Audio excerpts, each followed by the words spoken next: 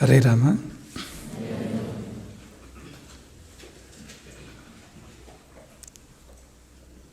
ಧರ್ಮಜ್ಞ ಸತ್ಯಸಂಧಶ್ಚ ಪ್ರಜಾನಾಂಚ ಹಿತೇ ರತಃ.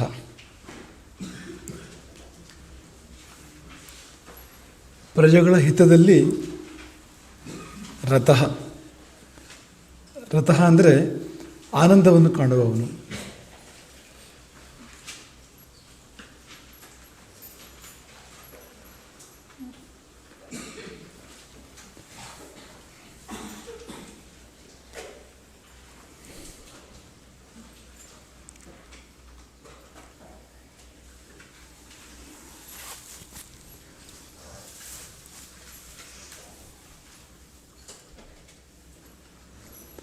ರಾಜನಾದವನು ಪ್ರಜೆಗಳ ಹಿತದಲ್ಲಿ ನಿರತನಾಗಿರಬೇಕು. ಗಮನಿಸಿ, ಪ್ರಜೆಗಳ ಪ್ರಿಯದಲ್ಲಿ ಅಲ್ಲ, ಪ್ರಜೆಗಳ ಹಿತದಲ್ಲಿ ನಿರತನಾಗಿರಬೇಕು. ಹಿತಕ್ಕೂ ಪ್ರಿಯಕ್ಕೂ ವ್ಯತ್ಯಾಸ ಗೊತ್ತಲ್ವಾ? ಏನು ವ್ಯತ್ಯಾಸ ಹೇಳಿ? ಯಾವುದು ಪ್ರಿಯ, ಯಾವುದು ಹಿತ? ಸಕ್ಕರೆ ಕಾಯಿಲೆ ಬಂದವನಿಗೆ ಔಷಧ ಹಿತ, ಜಿಲೇಬಿ ಪ್ರಿಯ. ಯಾವುದು ಸೂಕ್ತ? ನಮಗೆ ಯಾವುದು ಇಷ್ಟವೋ ಅದು ಪ್ರಿಯ, ಯಾವುದು ನಮಗೆ ಒಳ್ಳೆಯದೋ ಅದು ಹಿತ. ಇದೆರಡು ಒಂದಾಗಬೇಕು. ಜೀವನ ಚೆನ್ನಾಗಾಗಬೇಕು ಅಂದರೆ ನಮಗೆ ಯಾವುದು ನಿಜವಾಗಿ ಹಿತವೋ ಅದೇ ನಮಗೆ ಇಷ್ಟ ಆಗಬೇಕು. ಆಗ ಜೀವನ ತುಂಬ ಚೆನ್ನಾಗಿರುತ್ತೆ. ಹಿತ ಬೇರೆ ಇಷ್ಟ ಬೇರೆ ಆದಾಗ ನಿತ್ಯ ಸಂಘರ್ಷ. ನಮಗೆ ಯಾವುದು ಇಷ್ಟವೋ ಅದು ಒಳ್ಳೆಯದಲ್ಲ, ಯಾವುದು ಒಳ್ಳೆಯದೋ ಅದು ಇಷ್ಟ ಅಲ್ಲ, ಬದುಕು ನರಕಾಗ್ಬಿಡುತ್ತೆ ಅಂತ. ಹಾಗಾಗಿ ನಿಜವಾಗಿ ನಮಗೆ ಯಾವುದು ಒಳ್ಳೆಯದೋ ಅದನ್ನು ಇಷ್ಟಪಡುವ ಅಭ್ಯಾಸ ನಾವು ಬೆಳೆಸ್ಕೊಳ್ಬೇಕಾಗತ್ತೆ. ರಾಜನಾದವನು ಕೂಡ ಪ್ರಜೆಗಳಿಗೆ ಯಾವುದು ಹಿತವೋ ಅದನ್ನು ಮಾಡಿಕೊಡ್ಬೇಕು, ಯಾವುದು ಪ್ರಿಯವೋ ಅದಲ್ಲ. ಉದಾಹರಣೆಗೆ ಇವತ್ತಿನ ಕಾಲದಲ್ಲಿ ರಾಜಕಾರಣಿಗಳು ನಿಮ್ಗೆ ಅಕ್ಕಿ ಫ್ರೀ ಕೊಡ್ತೀವಿ ಅಂತಾರೆ. ಎಲೆಕ್ಷನ್ ಹತ್ರ ಬಂದರೆ ಈಗ ಅಕ್ಕಿ ಫ್ರೀ ಕೊಡ್ತೀವಿ ಅಂತ ಹೇಳ್ತಾರೆ, ಟಿ ವಿ ಫ್ರೀ ಕೊಡ್ತೀವಿ ಅಂತ ಹೇಳ್ತಾರೆ, ಕರೆಂಟ್ ಫ್ರೀ ಕೊಡ್ತೀವಿ ಅಂತ ಹೇಳ್ತಾರೆ. ಇದೆಲ್ಲ ಸೇರಿದ್ರೆ ಏನಾಗುತ್ತೆ ಹೇಳಿ? ಉಚಿತವಾಗಿ ಸಿಗುವಂಥ ಅಕ್ಕಿ ತಗೊಂಡು ಊಟ ಮಾಡಿಕೊಂಡು ಟಿ ವಿ ನೋಡ್ತಾ ಕೂತಿರ್ತಾರೆ. ಸೋಮಾರಿಗಳಾಗ್ತಾರೆ, ಕೆಲಸ ಮಾಡೋದಿಲ್ಲ. ಪ್ರಜೆಗಳಿಗೆ ಅಕ್ಕಿ ಕೊಡೋದಲ್ಲ, ಅಕ್ಕಿ ಸಂಪಾದನೆ ಮಾಡೋದನ್ನ ಹೇಳ್ಕೊಡ್ಬೇಕು. ದುಡಿದು ಸಂಪಾದನೆ ಮಾಡಿ ಊಟ ಮಾಡಬೇಕು. ಸರ್ಕಾರ ಉಚಿತವಾಗಿ ಕೊಡೋದಲ್ಲ. ಸರ್ಕಾರ ಯಾಕೆ ಮಾಡುತ್ತೆ ಇಂಥ ಕೆಲಸಗಳನ್ನ ಅಂದರೆ ಓಟ್ಗೋಸ್ಕರ ಮಾಡ್ತಾರೆ ಅಂತ, ಅವರ ಸ್ವಾರ್ಥಕ್ಕೋಸ್ಕರ ಮಾಡ್ತಾರೆ. ಅದ್ರಲ್ಲಿ ಪ್ರಜೆಗಳ ಹಿತ ಇಲ್ಲ ಅಂತ. ಫ್ರೀ ಕೊಡ್ತಾ ಹೋಗೋದಿದೆಯಲ್ಲ ಎಲ್ಲದನ್ನು, ಅದು ಹಾಳು ಮಾಡೋದಂತೆ ಸಮಾಜವನ್ನು ಅಂತ. ಯಾವುದನ್ನು ನಾವು ಫ್ರೀ ಬಯಸಬಾರ್ದು. ದುಡಿದು ಸಂಪಾದನೆ ಮಾಡಬೇಕು ಪ್ರತಿಯೊಂದನ್ನು ಹೊರತು ಮುಫತ್ತಾಗಿ ಯಾವುದನ್ನು ಕೂಡ ಬಯಸಬಾರ್ದು ಅಂತ. ಈಗ ನಾಳೆ ಚುನಾವಣೆ ಇದೆ ಅಂದರೆ ಇವತ್ತು ರಾತ್ರಿ ಏನು ಮಾಡ್ತಾರೆ ರಾಜಕಾರಣಿಗಳು ಗೊತ್ತಾ ನಿಮಗೆ? ದುಡ್ಡು ಹಾಕ್ತಾರೆ. ಅದು ಪ್ರಿಯ, ಆದರೆ ಹಿತ ಅಲ್ಲ. ದುಡ್ಡು ಮಾತ್ರ ಹಂಚಿದ್ರೂ ಬೇಜಾರಿಲ್ಲ, ಮದ್ಯ ಹಂಚ್ತಾರೆ ಅಲ್ವಾ? ಅದು ಹಿತವಾ? ರಾಜ ಇರಬೇಕಾಗಿರೋದು ಹೀಗಲ್ಲ. ರಾಜ ನಿಜಕ್ಕೂ ಪ್ರಜೆಗಳಿಗೆ ಯಾವುದು ಒಳ್ಳೆಯದೋ ಅದನ್ನು ಮಾಡಬೇಕು. ಅವ್ರಿಗೆ ಇಷ್ಟ ಆಗದೆ ಇರ್ಬೋದು ಅದು, ಆದರೆ ಯಾವುದು ಒಳ್ಳೆಯದೋ ಅದನ್ನು ಮಾಡಬೇಕು. ರಾಮ ಹೇಗಿದ್ದ ಅಂದರೆ ಅವನಿಗೆ ಪ್ರಜೆಗಳ ಹಿತದಲ್ಲಿಯೇ ಒಂದು ಸಂತೋಷ ಅಂತ. ರಾಮಾಯಣದಲ್ಲಿ ಮುಂದಕ್ಕೆ ಒಂದು ಕಡೆ ಬರುತ್ತೆ, ಕಷ್ಟ ಬಂದರೆ ಪ್ರಜೆಗಳಿಗೆ ತಾನು ದುಃಖ ಪಡ್ತಾ ಇದ್ದ ರಾಮ. ಅವರು ಖುಷಿ ಪಟ್ಟರೆ ತಾನು ಖುಷಿ ಪಡ್ತಾ ಇದ್ದ. ಅಂದರೆ ಪ್ರಜೆಗಳ ಖುಷಿಯಲ್ಲಿ ಖುಷಿ, ದುಃಖದಲ್ಲಿ ದುಃಖ ತಾನು ಫೀಲ್ ಮಾಡ್ಕೋತಾ ಇದ್ದ ಅವ್ರ ಕಷ್ಟವನ್ನು. ಅದಕ್ಕೆ ಶ್ಲೋಕ ಇದೆ, ವ್ಯಸನೇಶು ಮನುಷ್ಯಾಣ ಭೃಶಂ ಭವತಿ ದುಃಖಿತಃ. ಶ್ಲೋಕ ತೋರಿಸು ಸಾಧ್ಯ ಆದರೆ ಸುರೇಶ. ವ್ಯಸನೇಶು ಮನುಷ್ಯಾಣ ಭೃಶಂ ಭವತಿ ದುಃಖಿತಃ. ಪ್ರಜೆಗಳಿಗೆ ವ್ಯಸನ ಉಂಟಾದರೆ, ವ್ಯಸನ ಅಂದರೆ ಕಷ್ಟ ಬಂದರೆ, ಭೃಶಂ ಭವತಿ ದುಃಖಿತ, ತುಂಬ ದುಃಖ ಪಡ್ತಾ ಇದ್ದ. ಭೃಶಂ ಅಂದರೆ ತುಂಬ ಅಂತ, ಸ್ವಲ್ಪ ದುಃಖ ಅಂತಲ್ಲ, ತುಂಬ ನೋವು ಪಡ್ತಾ ಇದ್ದ. ಅದೇ ಉತ್ಸವೇ ಪರಿಸಂಪ್ರಾಪ್ತೆ, ಅವರಿಗೆ ಹಬ್ಬ ಬಂದರೆ ಪ್ರಜೆಗಳಿಗೆ ಪಿತೇವ ಪರಿತೋಷ್ಯತಿ, ಅವ್ರ ತಂದೆ ಥರ ತಾನು ಸಂತೋಷ ಪಡ್ತಾ ಇದ್ದ. ಈಗ ಮಗನ ಹಬ್ಬ, ಹುಟ್ಟಿದ ಹಬ್ಬ ಬಂದರೆ ತಂದೆ ಸಂತೋಷ ಪಡೋದಿಲ್ವಾ? ಆ ತರಹ ಪ್ರಜೆಗಳಿಗೆ ಸಂತೋಷದ ಸಂದರ್ಭ ಬಂದಾಗ ಅವರ ತಂದೆಯ ಹಾಗೆ ತಾನು ಸಂತೋಷ ಪಡ್ತಾ ಇದ್ದ. ಇದು ಮುಂದೆ ರಾಮಾಯಣದಲ್ಲಿ ಬರೋಂಥ ವರ್ಣನೆ, ಅಯೋಧ್ಯ ಕಾಂಡದಲ್ಲಿ ಬರೋಂಥ ವರ್ಣನೆ. ಹೀಗಿದ್ದ ರಾಮ.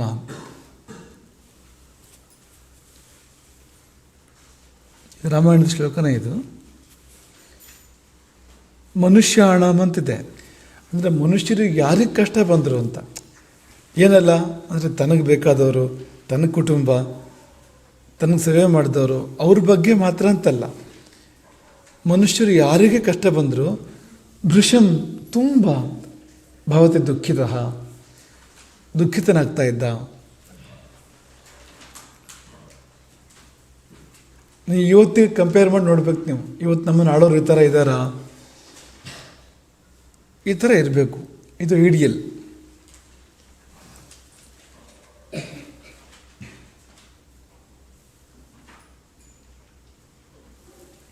ಸರ್ವೇ ಶೂ ಅದು ಸರಿ ಇಲ್ಲ.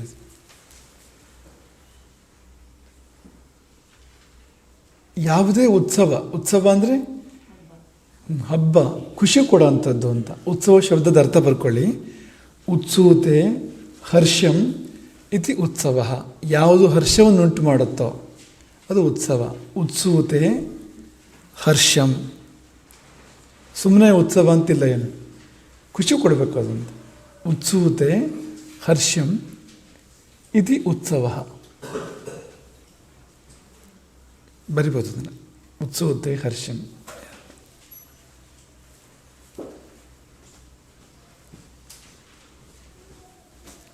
ಇತಿ ಉತ್ಸವ. ಉತ್ಸವ ಶಬ್ದದ ವಿವರಣೆ ಅದು ಅಂತ. ಖುಷಿ ಕೊಡದೆ ಹೋದರೆ ಅದು ಉತ್ಸವ ಅಲ್ಲ. ಖುಷಿ ಕೊಡಬೇಕು ಅದು. ಇಲ್ಲಿ ನೇರವಾಗಿ ಕೂತ್ಕೊಳ್ಳಿ. ನೇರವಾಗಿ ಕೂತ್ಕೋಬೇಕು. ಸಾಲು ನೇರ ಇರಬೇಕು. ಈ ಸಾಲು ನೋಡು ಯಾವ ಥರ ಹೋಗಿದೆ ಈ ಸಾಲು. ನೀನು ಈ ಕಡೆಪ್ಪ, ಸೀತಾ ಬರಲಿ ಎಲ್ಲರೂ ನಿನ್ನಿಂದ. ಹೀಗೂ ಸಾಲಿರಬೇಕು, ಹೀಗೂ ಸಾಲಿರಬೇಕು. ನೇರ ಕೂತ್ಕೊಳ್ಳಿ.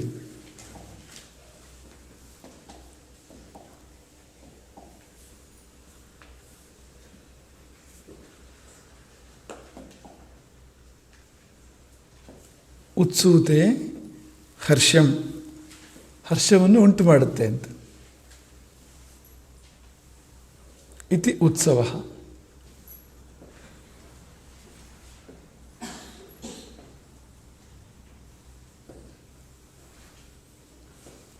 ಖುಷಿ ಕೊಡದವರು ಏನು ಹಬ್ಬ ಹೇಳಿ ಅದು ಅಲ್ವಾ?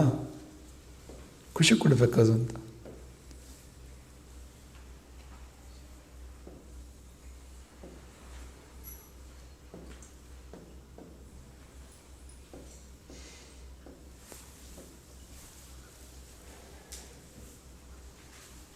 ನೀವು ಬರ್ಕೊಳ್ಳಿ ಅಂತ.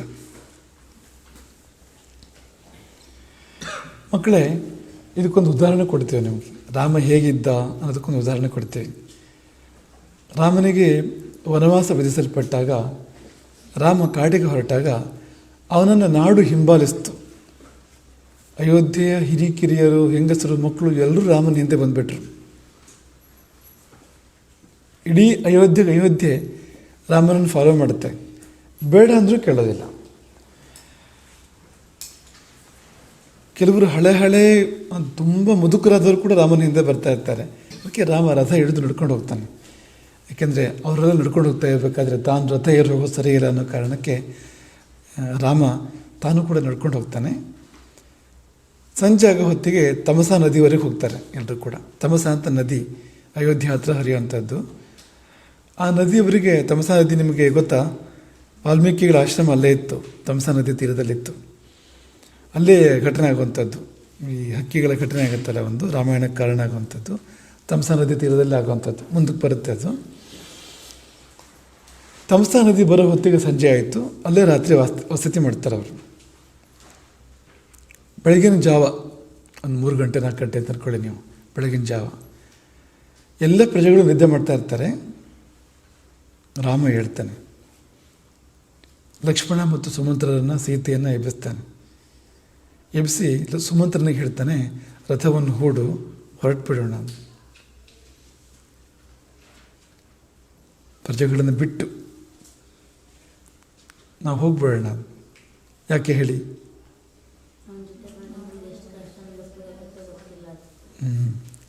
ಯಾಕೆ ಅಂತ ಕಾರಣ ಕೊಟ್ಟಿದ್ದ ನಾನು. ಪ್ರಜೆಗಳು ಪಾಪ ಅವನ ಜೊತೆಗೆ ಬರಬೇಕು ಅಂತಲೇ ಬಂದವರು. ಆದರೆ ರಾಮನಿಗೆ ಅದು ಬೇಡ. ಅದು ಏಕೆ ಬೇಡ ಅಂದರೆ, ಇದು ನನಗೆ ಬಂದಿರೋ ಕಷ್ಟ, ನಾನು ಅನುಭವಿಸ್ಬೇಕು. ಕಷ್ಟದಲ್ಲಿ ಪ್ರಜೆಗಳಿಗೆ ಪಾಲನೆ ಕೊಡಬಾರ್ದು. ರಾಜನಾದವನು, ರಾಜಪುತ್ರನಾದವನು ತನ್ನ ಕಷ್ಟದಲ್ಲಿ ಪ್ರಜೆಗಳಿಗೆ ಪಾಲನೆ ಕೊಡಬಾರ್ದು, ಸುಖದಲ್ಲಿ ಪಾಲನೆ ಕೊಡಬೇಕು. ಹಾಗೆ ಪ್ರಜೆಗಳ ಸುಖದಲ್ಲಿ ಪಾಲನೆ ಕೇಳಬಾರ್ದು, ಪ್ರಜೆಗಳ ಕಷ್ಟದಲ್ಲಿ ಪಾಲನೆ ತಗೋಬೇಕು. ನಿಮ್ಮ ಕಷ್ಟ ನನಗೆ, ನನ್ನ ಸುಖ ನಿಮಗೆ. ನನ್ನ ಕಷ್ಟ ನಿಮಗೆ ಬೇಡ, ನಿಮ್ಮ ಸುಖ ನನಗೆ ಬೇಡ. ಇದು ಅಗ್ರಿಮೆಂಟ್. ಇದು ಬರೀರಿ, ಹೇಳಿಸ್ಬಿಡೋದು. ರಾಮನ ಸಿದ್ಧಾಂತ ಹೆಡಿಂಗ್ ಅದು. ರಾಮನ ಸಿದ್ಧಾಂತ.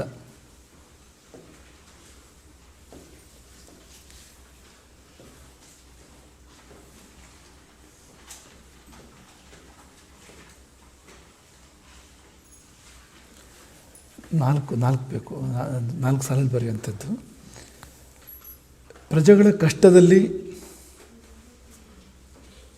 ರಾಜನಿಗೆ ಪಾಲಿದೆ.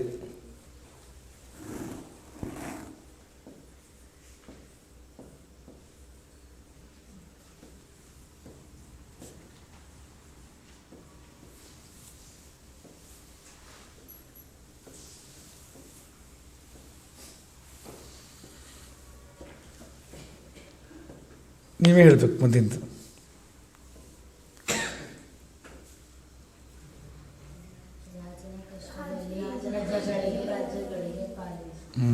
ರಾಜನ ಕಷ್ಟದಲ್ಲಿ ಪ್ರಜೆಗಳಿಗೆ ಪಾಲಿಲ್ಲ.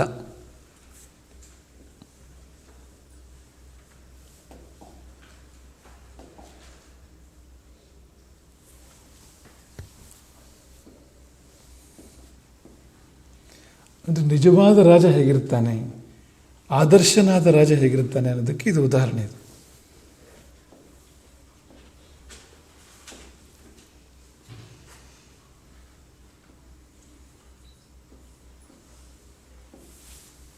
ಮುಂದಿಂದು.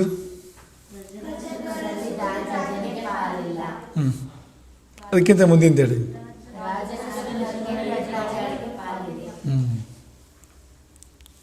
ರಾಜನ ಸುಖದಲ್ಲಿ ಪ್ರಜೆಗಳಿಗೆ ಪಾಲಿದೆ. ಮೂರನೇದದು, ರಾಜನ ಸುಖದಲ್ಲಿ ಪ್ರಜೆಗಳಿಗೆ ಪಾಲಿದೆ. ಅಂದರೆ ಸುಖವನ್ನು ತಾನೊಬ್ಬನೇ ಅನುಭವಿಸಬಾರ್ದು. ರಾಜನಾದವನು ಪ್ರಜೆಗಳಿಗೆ ಹಂಚಬೇಕು. ಅವನು ಉತ್ತಮವಾದ ವಸ್ತು ತನಗೆ ಸಿಕ್ಕಿದರೆ ಅದು ಪ್ರಜೆಗಳಿಗೆ ಸಿಗುವಂತೆ ಮಾಡಬೇಕು. ಅವನು ತಾನೊಬ್ಬನೇ ತಿನ್ನೋದಲ್ಲ, ಅನುಭವಿಸೋದಲ್ಲ.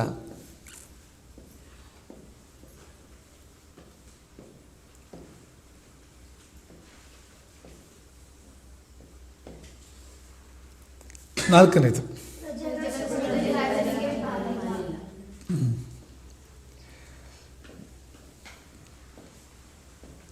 ಈ ಒಂದೊಂದು ಜಾತಿಯಲ್ಲೂ ಶ್ರೇಷ್ಠವಾಗಿರೋದನ್ನು ರತ್ನ ಅಂತ ಕರೀತಾರೆ. ಈ ಉತ್ತಮವಾದ ಗೋವು ಗೋರತ್ನ, ಉತ್ತಮವಾದ ಅಶ್ವ ಅಶ್ವರತ್ನ, ಉತ್ತಮಳಾದ ಸ್ತ್ರೀ ಸ್ತ್ರೀರತ್ನ, ಉತ್ತಮ ರಾಜ ರಾಜರತ್ನ. ಈ ಒಂದೊಂದು ಜಾತಿಯಲ್ಲಿ ಯಾವುದು ದಿ ಬೆಸ್ಟ್ ಅನ್ನೋ ಥರ ಇರುತ್ತೋ ಅದನ್ನು ರತ್ನ ಅಂತ ಕರೀತಾರೆ. ಈ ಕೆಲವು ರಾಜರುಗಳಿಗೆ ಈ ಥರ ಸ್ವಭಾವ ಇರುತ್ತೆ. ಈ ರತ್ನಗಳನ್ನು ತಾನು ಇಟ್ಕೊಂಡ್ಬಿಡೋದು. ಒಂದು ಒಳ್ಳೆಯ ವಸ್ತು ಯಾರೆಲ್ಲರೂ ಇದ್ದರೆ ಅದನ್ನು ಕಿತ್ಕೊಳ್ಳೋದು, ಅಪಹರಿಸೋದು, ತಾನಿಟ್ಕೊಳ್ಳೋದು. ಈ ರಾವಣ ಮಾಡ್ತಾ ಇದ್ದ ನೋಡಿ. ಇಡೀ ಪ್ರಪಂಚದಲ್ಲಿ ಯಾರ್ಯಾರಲ್ಲಿ ಏನೇನು ಒಳ್ಳೆಯ ವಸ್ತುಗಳಿದೆ ಅವ್ರ ಮೇಲೆ ದಾಳಿ ಮಾಡಿ ಕಿತ್ಕೊಂಡು ಬಂದು ತಾನಿಟ್ಕೊಳ್ಳೋದು, ಅದನ್ನು ತಾನು ಅನುಭವಿಸೋದು. ಈ ಥರ ಇರಬಾರ್ದು. ಅವ್ರ ಸುಖ ಅವರಿಗೆ ಇರಲಿ ಅಂತ ಪಾಲು ಕೇಳಬಾರ್ದು. ಅಲ್ಲಿ ತನ್ನ ಸುಖದಲ್ಲಿ ಪಾಲು ಕೊಡಬೇಕು. ತಾನು ಸಂಪಾದನೆ ಮಾಡಿದ್ದನ್ನು ಪ್ರಜೆಗಳಿಗೆ ಹಂಚಬೇಕು. ಈಗ ಯುದ್ಧ ಮಾಡಿ ಯುದ್ಧ ಗೆದ್ದು ದೊಡ್ಡ ಸಂಪತ್ತು ಬರುತ್ತೆ ರಾಜನಿಗೆ ಅಂದರೆ ಪ್ರಜೆಗಳಿಗೆ ಮುಟ್ಟೋ ಥರ ಮಾಡಬೇಕು. ಅದನ್ನು ತಾನೇ ಅನುಭವಿಸ್ಬಾರ್ದು. ಹಾಗಾಗಿ ಇದು ಆದರ್ಶ ರಾಜ ಇರಬೇಕಾದ ರೀತಿ. ರಾಮ ಈ ಥರ ಇದ್ದ. ಈ ರಾಮನ ಸಿದ್ಧಾಂತ ರಾಜನ ಸಿದ್ಧಾಂತ ಆಗಬೇಕು. ರಾಮನ ಸಿದ್ಧಾಂತವೇ ಎಲ್ಲ ರಾಜರ ಸಿದ್ಧಾಂತ ಆಗಬೇಕು, ಆಗ ಪ್ರಜೆಗಳೆಲ್ಲ ಸುಖವಾಗಿರ್ತಾರೆ ಅಂತ. ಇಲ್ಲಾಂದರೆ ನಮಗೆ ತಪ್ಪು ಅನಿಸ್ಬಿಡುತ್ತೆ ನೋಡಿ. ಪಾಪ ಪ್ರಜೆಗಳು ನಂಬ್ಕೊಂಡು ಬಂದಿದ್ರು, ರಾಮನ ಜೊತೆಗೆ ಇರಬೇಕು, ರಾಮನ ಜೊತೆ ಕಾಡಿಗೆ ಹೋಗಬೇಕು ಅಂತ ಬಂದಿದ್ದರು, ಅವ್ರು ಬಿಟ್ಟು ಹೋಗೋದು ಸರಿಯಲ್ಲ ಅಲ್ವಾ ಅಂತ ಅನ್ಸುತ್ತೆ ನೋಡಿ ನಮಗೆ. ತಮ್ಮ ಮನೆಗಳನ್ನು ಬಿಟ್ಟು ಬಂದಿರ್ತಾರೆ. ರಾಮನಿಲ್ಲದ ನಾಡು ಕಾಡಾಗಲಿ, ರಾಮನಿರುವ ಕಾಡೇ ನಾಡಾಗಲಿ ಎನ್ನುವ ಭಾವದಲ್ಲಿ, ಅಯೋಧ್ಯೆ ಕಾಡಾಗಿ ಹೋಗಲಿ, ನಾವು ರಾಮನ ಜೊತೆಗಿರ್ತೀವಿ, ಆ ಕಾಡೇ ನಾಡಾಗಲಿ ಅನ್ನೋ ಭಾವದಲ್ಲಿ ಬಂದಿರ್ತಾರೆ. ಆದರೆ ರಾಮ ಅವ್ರನ್ನ ಕರ್ಕೊಂಡು ಹೋಗೋದಿಲ್ಲ. ಮೆತ್ತನೆಯ ಹಾಸಿಗೆಯಲ್ಲಿ ಸುಖವಾಗಿ ನಿದ್ರೆ ಮಾಡುವಂಥವ್ರು ಯಾಕೆ ಮರದ ಕೆಳಗೆ ಕಲ್ಲಿಗೆ ತಲೆ ಕೊಟ್ಟು ಮಲಗುವಂತೆ ಆಗಬೇಕು ಪ್ರಜೆಗಳು? ಇದು ರಾಮ ಹೇಳಿದ ಮಾತು ಆ ಸಂದರ್ಭದಲ್ಲಿ ಅಂತ.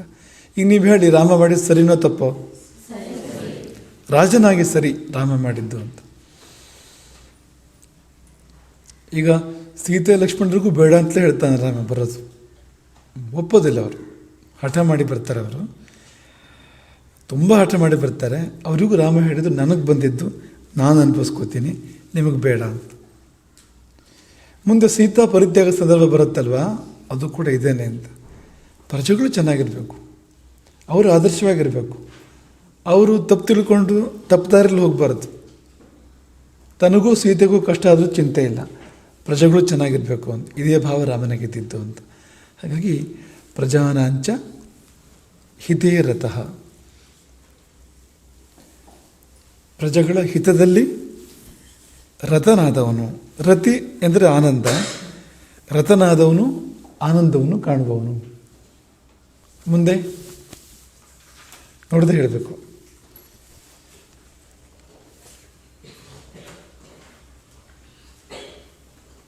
ಮುಂದಿದ್ದು ಯಾವುದು? ಒಂದೇ ಶಬ್ದ ಹೇಳಿ.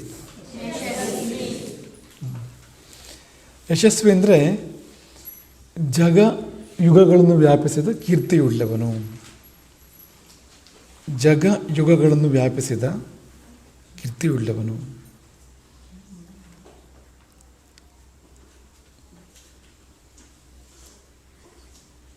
ರಾಮ ಅಂದರೆ ಅಯೋಧ್ಯೆಗೆ ಮಾತ್ರ ಗೊತ್ತಾ? ಎಷ್ಟೋ ಜನ ಹೇಗಿರ್ತಾರೆ ಅಂದರೆ ಅವ್ರ ಮನೆಗೆ ಮಾತ್ರ ಗೊತ್ತು ಅವ್ರು ಯಾರು ಅಂತ, ಬೇರೆ ಯಾರಿಗೂ ಗೊತ್ತಿಲ್ಲ. ಅವರು ಅಪ್ಪ ಅಮ್ಮನ ಬಿಟ್ಟರೆ ಮತ್ತೆ ಯಾರಿಗೂ ಅವ್ರು ಇದ್ದಾರೆ ಅಂತಲೇ ಗೊತ್ತಿಲ್ಲ. ಈ ಥರ ಜಗತ್ತಿಲ್ವಾ? ಎಷ್ಟೋ ಜನ ಈ ಥರ ಇಲ್ವಾ? ಪಕ್ಕದ ಮನೆಗೂ ಗೊತ್ತಿಲ್ಲ ಅವನು ಯಾರು ಅಂತ. ಇನ್ನು ಕೆಲವು ಜನ ಹೇಗಿರ್ತಾರೆ ಅಂದರೆ ಊರಿಗೆಲ್ಲ ಗೊತ್ತಿದೆ ಅವನು ಯಾರು ಅಂತ. ಈಗ ನಿಮ್ಗೆ ಕೇಳೋದು ನಾವು, ರಾಮ ಅಂದರೆ ಅಯೋಧ್ಯೆಗೆಲ್ಲ ಗೊತ್ತು ಅಲ್ವಾ? ಹಾಂ, ಅಯೋಧ್ಯೆಗೆ ಮಾತ್ರ ಗೊತ್ತಾ? ಕೋಸಲಕ್ಕೆಲ್ಲ, ಇಡೀ ಕೋಸಲ ರಾಜ್ಯಕ್ಕೆಲ್ಲ ಗೊತ್ತು ರಾಮ ಅಂದರೆ ಏನು ಅಂತ. ಕೋಸಲದ ರಾಜ್ಯಕ್ಕೆ ಮಾತ್ರ ಗೊತ್ತಾ ರಾಮ ಅಂದರೆ ಯಾರು ಅಂತ? ಮತ್ತು ಭಾರತಕ್ಕೆಲ್ಲ ಗೊತ್ತು. ಅಷ್ಟೇ ಸೀಮಿತನಾ? ಲಂಕೆಯಲ್ಲಿ ಗೊತ್ತು ರಾಮ ಯಾರು ಅಂತ. ಇನ್ನು ಹೊರಗಡೆ ಹೋಗಿ, ಇವತ್ತಿನ ಭಾರತ ಅಲ್ಲ, ಅವತ್ತಿನ ಭಾರತ,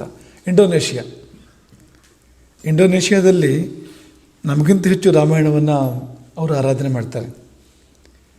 ರಾಮಾಯಣ ನಮಗೆಷ್ಟು ಗೊತ್ತೋ ಅದಕ್ಕಿಂತ ಹೆಚ್ಚು ಇಂಡೋನೇಷ್ಯಾದವ್ರಿಗೆ ಗೊತ್ತು, ಮಲೇಷ್ಯಾದವ್ರಿಗೆ ಗೊತ್ತು. ಅವೆಲ್ಲ ಮುಸ್ಲಿಂ ರಾಷ್ಟ್ರಗಳು. ಆದರೆ ಈ ಮಲೇಷ್ಯಾದಲ್ಲಿ ಇವತ್ತು ಕೂಡ ರಾಜನನ್ನು ರಾಮ ಅಂತ ಕರೀತಾರೆ. 10ನೇ ರಾಮ, 9ನೇ ರಾಮ ಅನ್ನೋ ಥರ ಕರೀತಾರೆ. ಥೈಲ್ಯಾಂಡಲ್ಲಿ ರಾಮನ ಬಗ್ಗೆ ತುಂಬ ಗೊತ್ತು, ಕಾಂಬೋಡಿಯಾದಲ್ಲಿ ಗೊತ್ತು. ಇನ್ನೂ ಮುಂದಕ್ಕೆ ಹೋಗೋಣ. ರಾಮ ಅಂದರೆ ಯಾರು ಅಂತ ಇಂಗ್ಲೆಂಡಲ್ಲಿ ಗೊತ್ತಿಲ್ವಾ? ಅಮೇರಿಕಾದಲ್ಲಿ ಗೊತ್ತಿಲ್ವಾ? ಅಂದರೆ ಜಗತ್ತನ್ನೆಲ್ಲ ವ್ಯಾಪಿಸಿದೆ ಅವನ ಕೀರ್ತಿ, ಇಡೀ ಜಗತ್ತನ್ನು ವ್ಯಾಪಿಸಿದೆ. ಇದು ಒಂದಾಯಿತು. ಕಾಲ ದೇಶ ಎರಡರಲ್ಲಿ ಒಂದಾಯಿತು.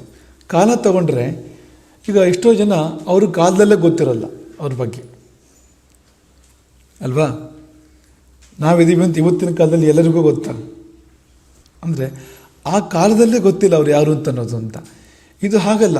ಆ ಕಾಲ ಯಾವುದು, ಈ ಕಾಲ ಯಾವುದು ಹೇಳಿ? ರಾಮನ ಕಾಲ ಯಾವುದು? ಇದು ಯಾವ ಕಾಲ? ತ್ರೇತಾಯುಗ ದಾಟಿ, ದ್ವಾಪರ ಯುಗ ದಾಟಿ, ಕಲಿಯುಗದಲ್ಲಿ ನಾವಿದ್ರೂ ಕೂಡ ಈ ಕಾಲಕ್ಕೂ ರಾಮ ಯಾರು ಅಂತ ಗೊತ್ತು ಅಂತ. ಜಗ ಯುಗಗಳನ್ನು ವ್ಯಾಪಿಸಿದ ಕೀರ್ತಿ.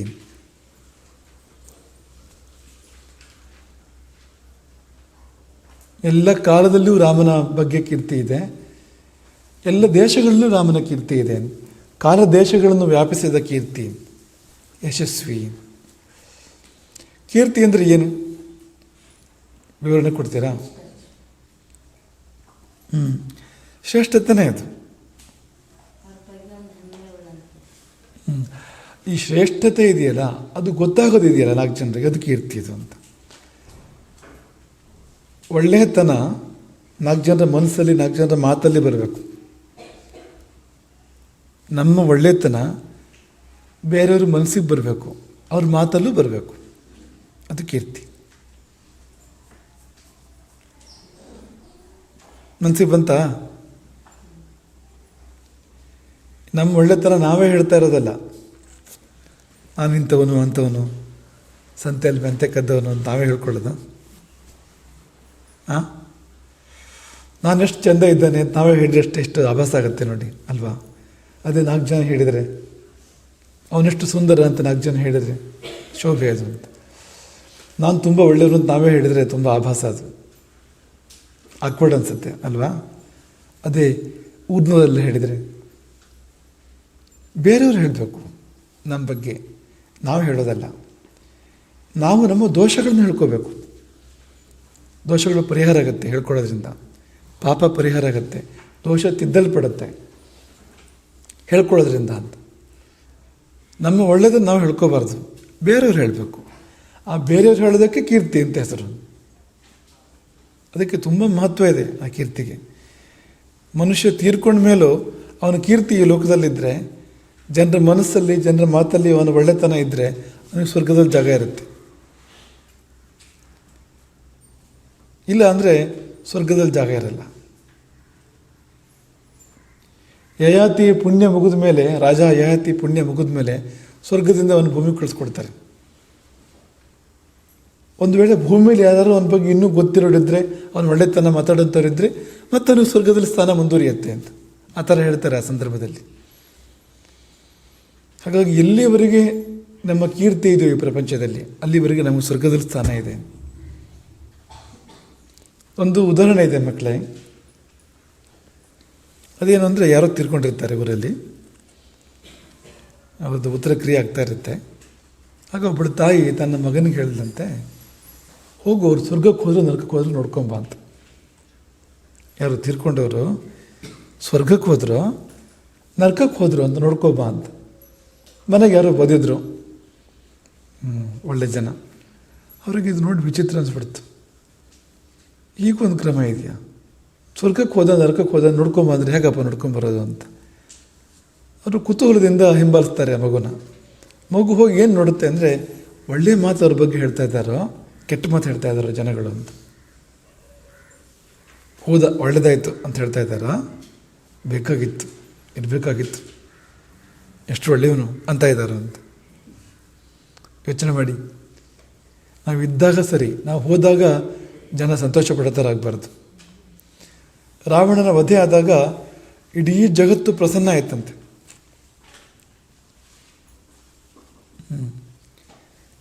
ತಂಗಾಳಿ ಬೀಸ್ತಂತೆ, ನದಿಗಳು ನಿರ್ಮಲವಾಗಿ ಹರಿಯಕ್ಕೆ ಶುರು ಮಾಡಿದ್ವಂತೆ, ಸೂರ್ಯನ ಪ್ರಭೆ ಹೆಚ್ಚಾಯ್ತಂತೆ. ಆ ಸಮಯದಲ್ಲಿ ಇಡೀ ಪ್ರಕೃತಿಯಲ್ಲಿ ಒಂಥರ ಖುಷಿ ಅಂತ, ಒಂಥರ ಹರ್ಷ ಅಂತ. ಯಾಕೆ? ರಾವಣ ತೀರ್ಕೊಂಡ ಅಂತ. ತೀರ್ಕೊಂಡ್ರೆ ಯಾಕೆ ಎಲ್ರಿಗೂ ಖುಷಿಯಾಗಬೇಕು? ಮುಳ್ಳಿನ ಥರ ಇದ್ದವನು ಅಂತ ಪ್ರಪಂಚಕ್ಕೆ. ಹೀಗಿರ್ಬೇಕಾ? ಅದೇ ರಾಮನ ವಿಷಯದಲ್ಲಿ ಹೇಗೆ ಬರುತ್ತೆ ಅಂದರೆ, ರಾಮನ ಆಯುಸ್ಸು ಮುಗಿದಾಗ, ಈ ಲೋಕದಲ್ಲಿ ಇರುವಂಥ ಅವಧಿ ಮುಗಿದಾಗ ಕಾಲಪುರುಷ ಬಂದು, ನೀನು ಇಲ್ಲಿ ಎಷ್ಟು ಕಾಲ ಇರ್ತೀಯ ಅಂತ ಹೇಳಿದೆಯಾ, ಅಷ್ಟು ಕಾಲ ಮುಗೀತು, ಮುಂದಕ್ಕೆ ಇಲ್ಲೇ ಇರ್ತೀಯಾ ಅಥವಾ ಪುನಃ ವೈಕುಂಠಕ್ಕೆ ಹೋಗ್ತೀಯಾ, ಏನು ನನ್ನ ಇಷ್ಟ ಅಂತ ಕೇಳೋಕ್ಕೆ ಕಾಲಪುರುಷನೇ ಬರ್ತಾನೆ. ಅಂದರೆ ಕಾಲವೇ, ಕಾಲ ನಿಯಮದ ಪ್ರಕಾರ ಹೋಗಬೇಕು ರಾಮ, ಆದರೆ ಕಾಲಕ್ಕೆ ಮನಸ್ಸಿಲ್ಲ. ಇದ್ರೆ ಇರಲಿ ರಾಮ ಅಂತಿದೆ, ರಾಮ ರಾಜ್ಯ ಮುಂದುವರಿಲಿ ಅಂತ. ಯಾವುದು ಸರಿ? ಹೇಗಿರಬೇಕು ಹೇಳಿ ನಾವು? ಸದ್ಯ ತೊಲಗಿದ ಅನ್ನೋ ಥರ ಇರಬೇಕಾ ನಾವು? ಸೀತೆ ಹೇಳ್ತಾಳೆ ರಾವಣನಿಗಿದೆ ಮಾತನ್ನು, ದುಷ್ಟನಾಗಿ ಜೀವನ ಮಾಡಬೇಡ, ಯಾಕೆಂದರೆ ನೀನು ನಾಳೆ ಸತ್ತಾಗ ಪ್ರಪಂಚ ಸಂತೋಷ ಪಡುತ್ತೆ, ನಿನಗೆ ಕಷ್ಟ ಬಂದಾಗ ಪ್ರಪಂಚ ಸಂತೋಷ ಪಡುತ್ತೆ, ಹಾಗೆ ಇರಬಾರ್ದು ಅಂತ. ಕೀರ್ತಿ ಅಂದರೆ ಇದು ಅಂತ. ನಮ್ಮ ಒಳ್ಳೆತನ ಎಲ್ರಿಗೂ ಮುಟ್ಟಬೇಕು, ಮನಸ್ಸಿಗೆ ಮುಟ್ಟಬೇಕು, ಮಾತಲ್ಲಿ ಬರಬೇಕು. ಅದೇ ಯಶಸ್ವಿ ಅಂದರೆ. ಮುಂದೆ ಜ್ಞಾನ ಸಂಪನ್ನ, ಇದು ನಿಮ್ಗೆ ಅರ್ಥ ಆಗತ್ತೆ. ಏನು ಅರ್ಥ ಆಯಿತು ಹೇಳಿ? ಜ್ಞಾನ ಸಂಪನ್ನ ಅಂದರೆ ಜ್ಞಾನವೆಂಬುದು ಸಂಪತ್ತು, ಅದು ಉಳ್ಳವನು ಅಂತ. ಸಾಮಾನ್ಯವಾದ ಅರ್ಥ ಅದೇನೆ, ಜ್ಞಾನ ಸಂಪನ್ನ, ಜ್ಞಾನ ಉಳ್ಳವನು ಅಂತ. ಈ ಸಂಪತ್ತು ಅದುಳ್ಳವನು ಸಂಪನ್ನ, ಆಪತ್ತು ಅದು ಬಂದವನು ಆಪನ್ನ. ಆಪನ್ನ ಅಂದರೆ ಆಪತ್ತು ಬಂದವನು, ಆಪತ್ತಿಗೊಳಗಾದವನು. ಸಂಪನ್ನ ಅಂದರೆ ಏನು ಹೇಳಿದಂತೆ ಆಯಿತು? ಜ್ಞಾನವೆಂಬುದು ಸಂಪತ್ತು. ದುಡ್ಡಲ್ಲ, ಅರಿವು ದುಡ್ಡು, ಜ್ಞಾನವೇ ದೊಡ್ಡ ಸಂಪತ್ತು.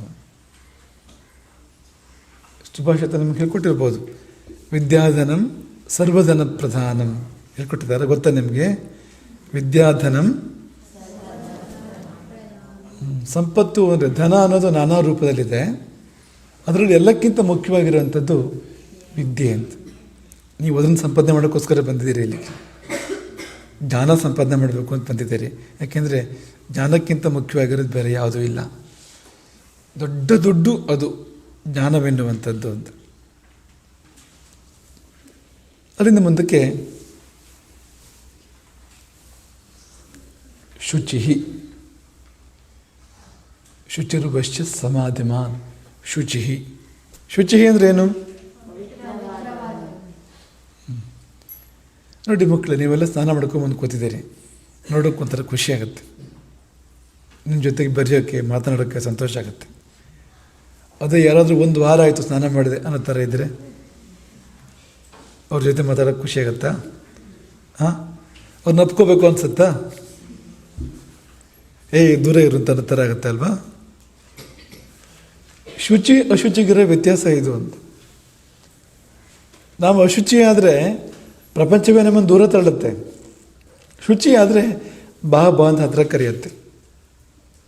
ಯಾವ್ದು ಸರಿ ಹೇಳಿ? ಇನ್ನೊಂದು ಉದಾಹರಣೆ, ನದಿಗಳು ಹೋಗಿ ಸಮುದ್ರವನ್ನು ಸೇರ್ತವೆ ಅಲ್ವಾ? ಸಮುದ್ರ ಸೇರಿಸ್ಕೊಂಡ್ಬಿಡುತ್ತಾ ನದಿಗಳನ್ನು? ಸೇರಿಸ್ಕೊಳ್ಳಲ್ವಾ? ಒಂದೇ ಸಾರಿ ಸೇರಿಸ್ಕೊಳ್ಳಲ್ಲ. ಸಮುದ್ರದ ಬಾಗಿಲಿಗೆ ನದಿ ಬಂದಾಗ ಸಮುದ್ರ ನಿಲ್ಲು ಅಲ್ಲೇ ಅಂತ ಹೇಳುತ್ತೆ ನದಿಗೆ. ಯಾಕೆ ಹೇಳಿ?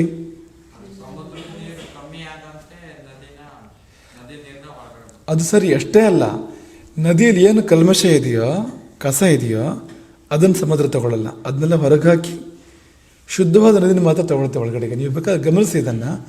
ಸಮುದ್ರ ಯಾವ ಕಸ ಕಡಿದಾರು ಇಟ್ಕೊಳ್ಳುತ್ತಾ ತನ್ನಲ್ಲಿ? ದಡಕ್ಕೆ ಬಿಸಾಕತ್ತೆ ನೋಡಿ, ಕ್ಲೀನ್ ಅದು ಸಮುದ್ರ ಅಂದರೆ. ಶುಚಿತ್ವದ ಪ್ರಜ್ಞೆ ಸಮುದ್ರಕ್ಕೆ ಆಗಿದೆ ನೋಡಿ ಅಂತ. ಮನುಷ್ಯ ಕಸಗಳನ್ನು ತೊಗೊಂಡೋಗಿ ಹಾಕ್ತಾನೆ ಸಮುದ್ರಕ್ಕೆ, ಪ್ರಕೃತಿಯಿಂದ ಕಸಗಳು ಬರುತ್ತೆ ಸಮುದ್ರಕ್ಕೆ, ಅದನ್ನ ಇಟ್ಕೊಳ್ಳುತ್ತೆ ಅದು. ಬೀಚಿಗೆ ಹೋಗಿ ನೋಡಿ ಹೇಗಿರುತ್ತೆ ಅಂತ, ಎಲ್ಲ ಕಸ ಇರುತ್ತೆ ಬೀಚಲ್ಲಿ. ಏನದು? ಸಮುದ್ರ ಬೇಡ ಅಂತ ಬಿಸಾಕಿರೋದು. ನಾನು ಮಡಿ, ಸಮುದ್ರ ಹೇಳೋದು ನಾನು ಕ್ಲೀನ್, ನಾನು ಶುದ್ಧ, ಇವೆಲ್ಲ ನನ್ನ ಜೊತೆಗೆ ನನ್ನಲ್ಲಿ ಇರೋದಲ್ಲ ಅಂತ ಹೊರಗಡೆ ಹಾಕತ್ತೆ ಅಲ್ವಾ? ಹಾಗೆ ನದಿಗಳಲ್ಲೂ ಕೂಡ, ನದಿಗಳನ್ನು ಹಾಗಾಗಿ ಸ್ವೀಕಾರ ಮಾಡಲ್ಲ ಸಮುದ್ರ. ನದಿಯ ಕಸವನ್ನು, ಕೊಳಕನ್ನು ಹೊರಗೆ ಹಾಕಿ ನೀರನ್ನು ಮಾತ್ರ ಒಳಗೆ ತಗೊಳ್ಳುತ್ತೆ. ಹಾಗೆ ದೇವರು ಕೂಡ, ಜೀವ ಅಂದರೆ ನದಿ, ನಾವೆಲ್ಲ ನದಿಗಳು. ಸಮುದ್ರ ದೇವರು, ಅವನು ನಮ್ಮನ್ನು ಸ್ವೀಕಾರ ಮಾಡ್ತಾನೆ. ಹೇಗೆ ಅಂದರೆ ಶುದ್ಧರನ್ನಾಗಿ ಮಾಡಿಕೊಂಡು ಅಂತ. ನಾವು ಅಶುದ್ಧರಾಗಿದ್ದರೆ ದೇವರು ಸ್ವೀಕಾರ ಮಾಡಲ್ಲ ನಮ್ಮನ್ನು. ನಾವು ಯಾಕೆ ಶುದ್ಧ ಆಗಬೇಕು ಅಂದರೆ, ಸಮಾಜ ಸ್ವೀಕಾರ ಮಾಡಲ್ಲ ಅನ್ನೋದು ಆಮೇಲೆ ಮಾತು, ದೇವರು ಕೂಡ ಸ್ವೀಕಾರ ಮಾಡೋದಿಲ್ಲ. ದೇವರು ಸ್ವೀಕಾರ ಮಾಡಬೇಕಾದ್ರೆ ನಾವು ಶುದ್ಧವಾಗಿರಬೇಕು. ಶುದ್ಧ ಚಿನ್ನಕ್ಕೆ ಶುದ್ಧ ಚಿನ್ನ ಸೇರುತ್ತೆ, ಮಿಶ್ರ ಚಿನ್ನ ಸೇರೋದಿಲ್ಲ. ಮಟ್ಟ ಚಿನ್ನ ಅಂತ ಹೇಳ್ತಾರೆ, ಸೇರೋದಿಲ್ಲ. ತಾಮ್ರ ಮಿಶ್ರ, ಕಿಟ್ಟ ಮಿಶ್ರ ಅಂಥ ಚಿನ್ನ ಶುದ್ಧ ಚಿನ್ನಕ್ಕೆ ಸೇರೋದಿಲ್ಲ. ಶುದ್ಧ ಚಿನ್ನಕ್ಕೆ ಶುದ್ಧ ಚಿನ್ನವೇ ಸೇರೋವಂಥದ್ದು.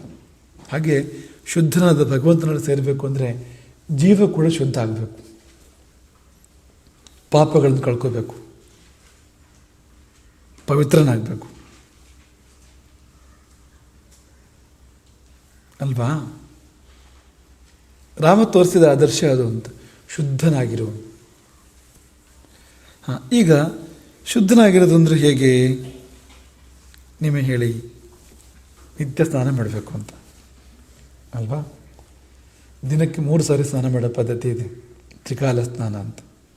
ಬೆಳಗ್ಗೆ, ಮಧ್ಯಾಹ್ನ, ಸಾಯಂಕಾಲ ಅಂತ 1 ಸಾರಿ ಯಾರು ಮಾಡಬೇಕು. ಬೇಡವಾ? ಹಾಂ, ಹಾಗೊಂದು ಜನಾಂಗ ಇದೆಯಂತೆ. ಆ ಜನಾಂಗದಲ್ಲಿ ಪದ್ಧತಿ ಹೇಗಿದೆ ಅಂತಂದರೆ 3 ಸಾರಿ ಸ್ನಾನವಂತೆ ಜೀವನದಲ್ಲಿ. ಹಾಂ, ಹುಟ್ಟಿದ ಕೂಡಲೇ 1 ಸಾರಿ, ಮದುವೆ ಆಗಬೇಕಾದ್ರೆ 2 ಸರ್ತಿ, ಹೋದ ಮೇಲೆ ಮತ್ತೊಂದು ಸರಿ. ಅಲ್ಲಿಗೆ ಜೀವನದಲ್ಲಿ 2 ಸ್ನಾನ, 3ನೇ ಸ್ನಾನ ಸತ್ತ ಮೇಲೆ.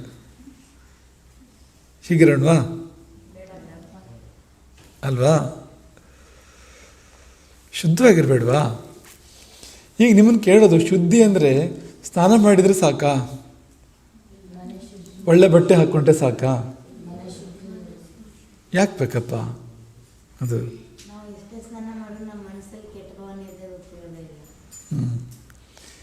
ತಿಪ್ಪೆ ಸಾರಿಸೋ ಥರ ಆಗಬಾರ್ದು ಅಂತ. ತಿಪ್ಪೆ ಸಾರಿಸೋದನ್ನು ಕೇಳಿದ್ದೀರ ನೀವು? ಏನಾಗಂದ್ರೆ ಅಲ್ಲ, ತಿಪ್ಪೆ ಒಳಗಡೆ ಇರುತ್ತೆ, ಮೇಲಿಂದ ಸಾರಿಸೋದು. ಒಳಗಡೆ ಕಲ್ಮಶ ಇರುತ್ತೆ, ಕೊಳಕಿನ ಹೊಂಡ ಅಂತ ಅಂದ್ಕೊಳ್ಳಿ ನೀವು. ಒಳಗಡೆ ತುಂಬ ಕಲ್ಮಶ, ಕೊಳಕು ತುಂಬಿದೆ. ಹಾಗೆ ಬಿಟ್ಟು, ಒಳಗಿನ ಕೊಳಕನ್ನು ಹಾಗೆ ಬಿಟ್ಟು ಮೇಲ್ಗಡೆಗೆ ಸಾರಿಸಿ ರಂಗೋಲಿ ಹಾಕ್ಬಿಡೋದು. ಮೇಲಿಂದ ಚೆನ್ನಾಗಿ ಕಾಣುತ್ತೆ, 4 ಹೂವು ಚೆಲ್ಲೋದು ಅದ್ರ ಮೇಲೆ. ಮೇಲಿಂದ ಚೆನ್ನಾಗಿ ಕಾಣುತ್ತೆ. 1 ಇಂಚು ಒಳಗಡೆ ಹೋದರೆ ಅಲ್ಲಿ ಕೊಳಕಿದೆ. ಸ್ನಾನ ಮಾಡದೆ ಒಳ್ಳೆ ಬಟ್ಟೆ ಹಾಕ್ಕೊಂಬಿಡೋದು ಮಾಡ್ಬೋದಾ? ಒಳಗಡೆ ಕೊಳಕಿದೆ, ಸೆಂಟ್ ಹಾಕ್ಕೊಂಬಿಡೋದು. ಕೆಲವರು ಮಾಡ್ತಾರೆ ನೋಡಿ, ಸ್ನಾನ ಮಾಡೋದಿಲ್ಲ, ಸೆಂಟ್ ಹಾಕ್ಕೊಂಬಿಡೋದು. ಸರಿನಾ? ಸ್ನಾನೇನ ಶುದ್ಧಿ ನತು ಚಂದನೇನ. ಚಂದನ ಅಂದರೆ ಪರಿಮಳ. ಸ್ನಾನೇನ ಶುದ್ಧಿ, ಸ್ನಾನ ಮಾಡಿದ್ರೆ ಶುದ್ಧಿ ಬರುತ್ತೆ ಹೊರತು ಸೆಂಟ್ ಹಾಕ್ಕೊಂಡ್ರೆ ಅಲ್ಲ ಅಂತ. ನತು ಚಂದನೇನ ಅಂತ. ಅದು ಯಾಕೆ ಉದಾಹರಣೆ ಕೊಟ್ಟು ಅಂದರೆ, ಒಳಗಡೆ ಕೊಳಕು ಹಾಗೆ ಇದೆ, ಮೇಲಿಂದ ಸೆಂಟ್ ಹಾಕ್ಕೊಂಡ್ರೆ ಹೋಗುತ್ತದು. ಅದು ಐಡಿಯಾ ಅಲ್ಲ, ಆದರ್ಶ ಅದ. ಒಳಗೆ ಶುದ್ಧ ಆಗಬೇಕು, ಹೊರಗೆ ಶುದ್ಧ ಆದರೆ ಸಾಲದು. ಶ್ಲೋಕ ತೋರಿಸೋದು ಒಳಗೆ ಶುದ್ಧ ಆಗಬೇಕು ಅಂತ. ಓದ್ಬೋದ ಇದನ್ನ? ಬ್ರಾಕೆಟಲ್ಲಿರೋದು ಬೇಡ.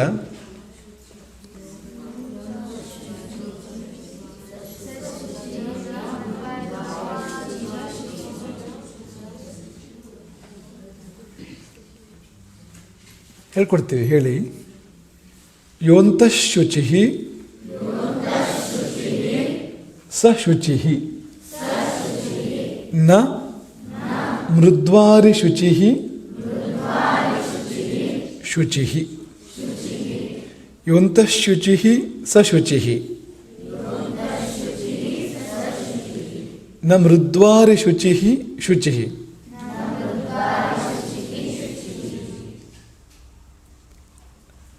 ಬಿಡಿಸ್ಬೇಕದನ್ನ. ಯೋಂತಃ ಶುಚಿ ಅಂದರೆ ಯಹ ಅಂತಃಶುಚಿ ಸಹ ಶುಚಿ. ಅರ್ಥ ಆಗತ್ತಾ? ಯಹ ಅಂತಃಶುಚಿ ಸಹ ಶುಚಿ. ಯಹ ಅರ್ಥ ಏನು ಹೇಳಿ? ಯಹ ಯಹ ಅಂದರೆ ಏನು ಅರ್ಥ ಹೇಳಿ? ಯಹ ಯಾರು, ಯತ್ ಏನು, ಯಾವಳು,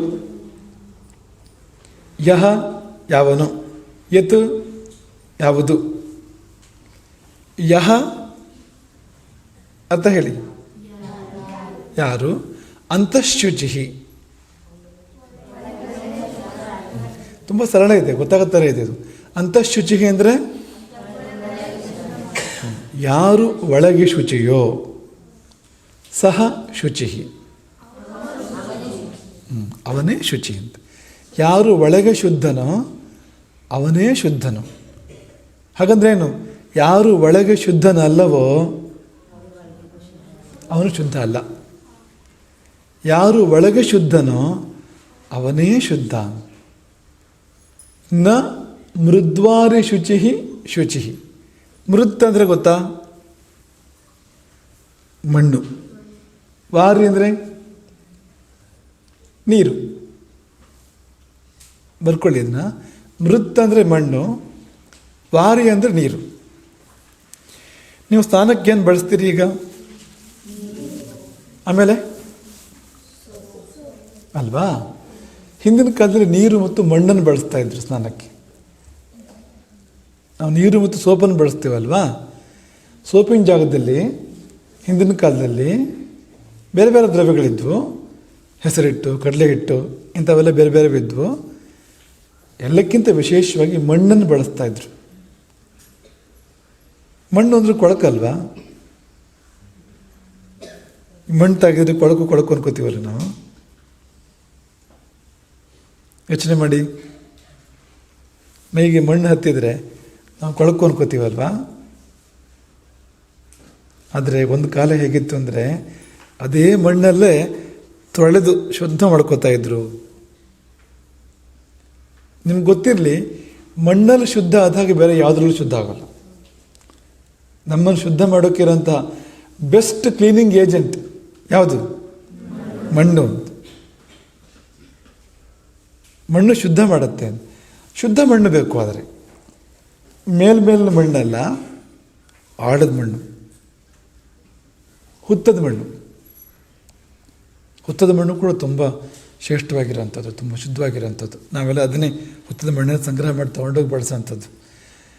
ಅದು ಗೆದ್ದಲು ಶುದ್ಧವಾದ ಮಣ್ಣನ್ನೇ ತಂದು ಹುತ್ತ ಮಾಡುತ್ತೆ. ಅದು ಕ್ಲೀನ್ ಇರುತ್ತೆ ಮಣ್ಣದು ಅಂತ. ಅದರಿಂದ ತಿಕ್ಕಿದರೆ, ಅದರಿಂದ ಮೈಯನ್ನು ತೊಳ್ಕೊಂಡ್ರೆ ನೀರು ಹಾಕಿ ತುಂಬ ಹೆಚ್ಚು ಶುದ್ಧ ಆಗುತ್ತೆ ಅಂತ. ಧರ್ಮ ಬರುತ್ತೆ ನಮ್ಮಲ್ಲಿ, ಆ ಥರ ಶುದ್ಧ ಆಗುತ್ತೆ ಅದು ಅಂತ. ಮೃತ್ತಿಕಾ ಶೌಚ ಅಂತ ಹೇಳ್ತಾರೆ. ಮೃತ್ತಿಕಾ ಶೌಚ ಅಂದರೆ ಮಣ್ಣಿಂದ ಮಾಡಿದ ಶುದ್ಧಿಯೇ ನಿಜವಾದ ಶುದ್ಧಿ. ಜಾಸ್ತಿ ಮೈಲಿಗೆ ಆದರೆ ನಾವು ಮಣ್ಣಿಂದ ಶುದ್ಧ ಮಾಡ್ಕೋಬೇಕಂತೆ. ಏನಾದರೂ ಮೈಲಿಗೆ ಆದರೆ, ಏನಾದರೂ ಅಶುಚಿ ಆದರೆ, ಅಂಥ ಸಂದರ್ಭಗಳಲ್ಲಿ ಈಗ ಉದಾಹರಣೆ ಕೂದಲು ತೆಗಿತೀವಿ, ಮಣ್ಣಿಂದ ಶುದ್ಧ ಮಾಡ್ಕೋಬೇಕು ಅಂತ. ಸೋಪಿಂದ ಶುದ್ಧ ಆಗೋಲ್ಲ ಆ ಥರ. ಸೋಪು ಬೇಕಾದನ್ನು ತೊಗೊಂಡೋಗ್ಬಿಡುತ್ತೆ. ಯಾವುದು ಚರ್ಮದಲ್ಲಿ ಉಳಿದಿರಬೇಕು ಅದನ್ನು ತೊಗೊಂಡೋಗ್ಬಿಡುತ್ತೆ. ಹೇಳಿದ್ವಲ್ಲ ನೀವು ಮೊದಲೇ ಅದನ್ನು. ಮತ್ತು ಬೇಡವಾದ್ದನ್ನು ಉಳಿಸುತ್ತೆ. ಸೋಪಿನ ಕಣಗಳು ಚರ್ಮದ ರಂಧ್ರಗಳಲ್ಲಿ ಕೂತ್ಕೊಳ್ತವೆ, ಹೋಗಿ ಬ್ಲಾಕ್ ಮಾಡ್ತವೆ. ಅದು ಉಸಿರಾಡಬೇಕು. ಅದು ಚರ್ಮದ ರಂಧ್ರಗಳು ಉಸಿರಾಡೋಕ್ಕಾಗದಿರೋ ಥರ ಮಾಡ್ತವೆ ಅವು. ಹಾಗೆ ನೀರು, ಬೆವರು ಹೊರಗೆ ಬರಬೇಕು, ಹೊರಗೆ ಬರದೇ ಇರೋ ಥರ ಮಾಡ್ತವೆ ಅವು. ಹಾಗಾಗಿ ಮಣ್ಣು ಹಾಗಲ್ಲ.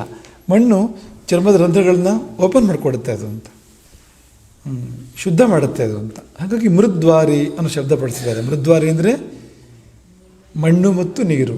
ಮೃತ್ ಅಂದರೆ ವಾರಿ ಅಂದರೆ, ವಾರಿ ಅಂದರೆ ಮೃತ್ ಅಂದರೆ, ವಾರಿ ಅಂದರೆ ಮೃತ್ತಿಕೆ ಅಂದರೆ ಮಣ್ಣು. ಮೃತ್ತಿಕೆ ಅಂದರೂ ಕೂಡ ಮಣ್ಣೆ. ಮೃತ್ತಿಕಾ, ಮೃತ್ ಇದೆಲ್ಲ ಮಣ್ಣೆ. ಹಾಗಾಗಿ ನ ಮೃದ್ವಾರಿ ಶುಚಿ ಅಂದರೆ ಸೋಪು ನೀರಿಂದ ಅಥವಾ ಮಣ್ಣು ನೀರಿಂದ ಇಂಥದ್ರಿಂದ ನಾವು ಶುದ್ಧ ಆಗೋದಲ್ಲ. ಇಷ್ಟು ಮಾತ್ರದ ಸಾಲದು, ಒಳಗೆ ಶುದ್ಧ ಆಗಬೇಕು ಅಂತ. ಈ ನೀರು ಹಾಕಿ ಮೈ ತೊಳ್ಕೊಂಡ್ರೆ, ಸೋಪ್ ಹಾಕಿ ಮೈ ತೊಳ್ಕೊಂಡ್ರೆ, ಅಥವಾ ಇನ್ನೇನೇ ಒಳ್ಳೆ ಶುದ್ಧ ಮಾಡೋಂಥ ವಸ್ತುವೇ ಆದರೂ ಕೂಡ ಒಳಗೆ ಶುದ್ಧ ಆಗದೇ ಇದ್ದರೆ, ಮನಸ್ಸು ಶುದ್ಧ ಆಗದೇ ಇದ್ದರೆ ಅವನು ಶುದ್ಧನಲ್ಲ. ಓದ್ತೀರಾ ಈಗ?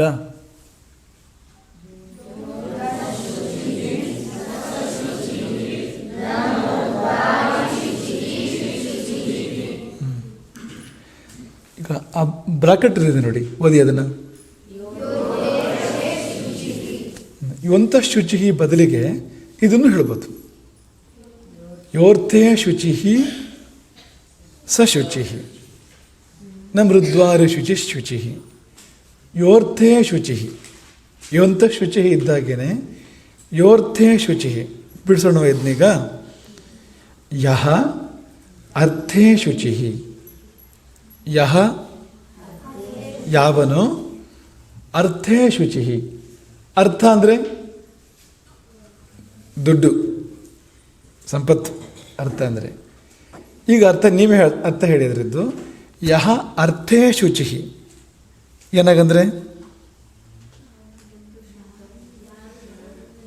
ಯಾರು ದುಡ್ಡಿನ ವಿಷಯದಲ್ಲೂ ಶುದ್ಧನೋ ಅಂತ.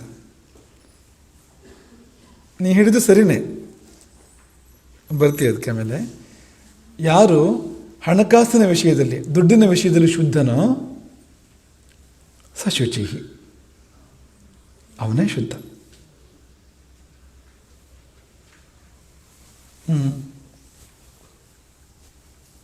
ಯಾಕೆ ಈ ಮಾತು ಬಂತು ಹೇಳಿ?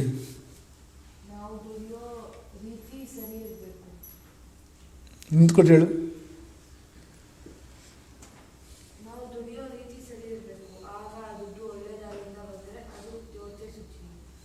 ತುಂಬ ಸರಿಯಾಗಿರೋ ಉತ್ತರ ಅದು, ಸರಿಯಾಗಿ ಹೇಳಿದೆ.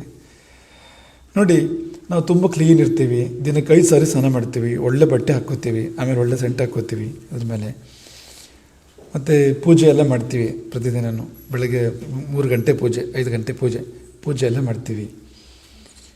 ಯಾರನ್ನೂ ಕೊಂದಿಲ್ಲ, ಯಾರಿಗೂ ಹಿಂಸೆ ಮಾಡಿಲ್ಲ, ಎಲ್ಲ ಸರಿ. ಆದರೆ ದುಡ್ಡನ್ನು ಅಮಾರ್ಗದಿಂದ, ದುರ್ಮಾರ್ಗದಿಂದ ಸಂಪಾದನೆ ಮಾಡಿದರೆ ಇದೆಲ್ಲ ಮೇಲಿಗೆ ಆಗುತ್ತೆ. ಸರಿಯಾದ ದಾರಿಯಲ್ಲಿ ಸಂಪಾದನೆ ಮಾಡದೇ ಇದ್ದರೆ, ಅಡ್ಡದಾರಿಯಲ್ಲಿ ಸಂಪಾದನೆ ಮಾಡಿದರೆ ಯಾವುದೂ ಶುದ್ಧವಾಗಿ ಉಳಿಯೋದಿಲ್ಲ ಆಮೇಲೆ ಅಂತ. ಹಾಗಾಗಿ ದುಡ್ಡು ಕಾಸಿನ ವಿಷಯದಲ್ಲಿ ಯಾರು ಶುದ್ಧನೋ ಅವನು ಮಾತ್ರ ಶುದ್ಧ ಅಂತ. ಮಕ್ಕಳು, ಇದನ್ನ ಯಾಕೆ ಹೇಳ್ತಿದ್ದೀವಿ ಅಂದರೆ, ಈಗ ನೀವು ಊಟ ಮಾಡ್ತೀರಿ ಅಲ್ವಾ? ಊಟ ಮಾಡಿದ್ರೆ ತಾನೇ ಮೈ ಆಗೋದು ನಮ್ಮದು. ಈ ಬಾಡಿ ಎಲ್ಲಿಂದ ಬಂದಿದೆ? ನಾವು ಮಾಡೋ ಊಟದಿಂದ ಬಂದಿದೆ. ಮನಸ್ಸು ಕೂಡ ಹಾಗೆ ಅಂತ. ಉಣ್ಣುವ ಅನ್ನದ ಸೂಕ್ಷ್ಮಾಂಶ ಮನಸ್ಸಾಗತ್ತೆ, ಉಣ್ಣುವ ಅನ್ನದ ಸೂಕ್ಷ್ಮಾಂಶ ಮನಸ್ಸಾಗತ್ತೆ, ಸ್ಥೂಲ ಭಾಗ ಶರೀರ ಆಗುತ್ತೆ. ಅಲ್ಲಿಗೆ ನಾವು ಮಾಡೋ ಊಟನೇ ನಮ್ಮ ಮೈ ಮನಸ್ಸು ಆಗುತ್ತೆ ಅಲ್ವಾ? ಈ ಊಟ ಎಲ್ಲಿಂದ ಬರುತ್ತೆ? ಭೂಮಿಯಿಂದ ಏನಾಗುತ್ತೆ ಹೇಳಿ?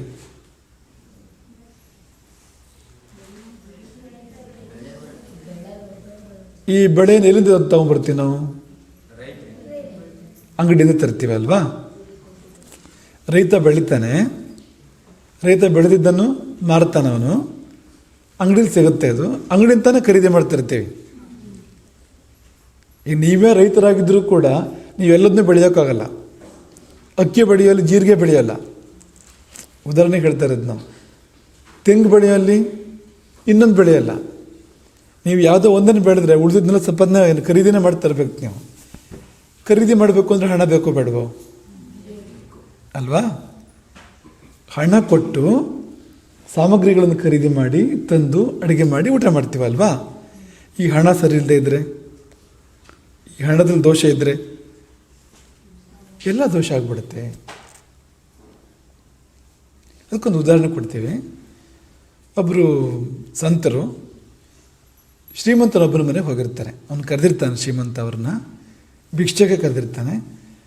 ಅವರಿಗೆ ಒಳ್ಳೆ ಭವ್ಯ ಸ್ವಾಗತ ಮಾಡಿ, ಮೆರವಣಿಗೆ ಮಾಡಿ, ಸ್ವಾಗತ ಮಾಡಿ, ಕರ್ಕೊಂಡೋಗಿ ಪದಪೂಜೆ ಮಾಡಿ ಭಿಕ್ಷೆ ಮಾಡ್ತಾನೆ. ಅವರದ್ದು ಭಿಕ್ಷೆ ಅಂದರೆ ಏನು? ಬೆಳ್ಳಿ ಪಾತ್ರೆ, ಊಟ ಅಂದರೆ ಬೆಳ್ಳಿ ತಟ್ಟೆಯಲ್ಲಿ ಊಟ,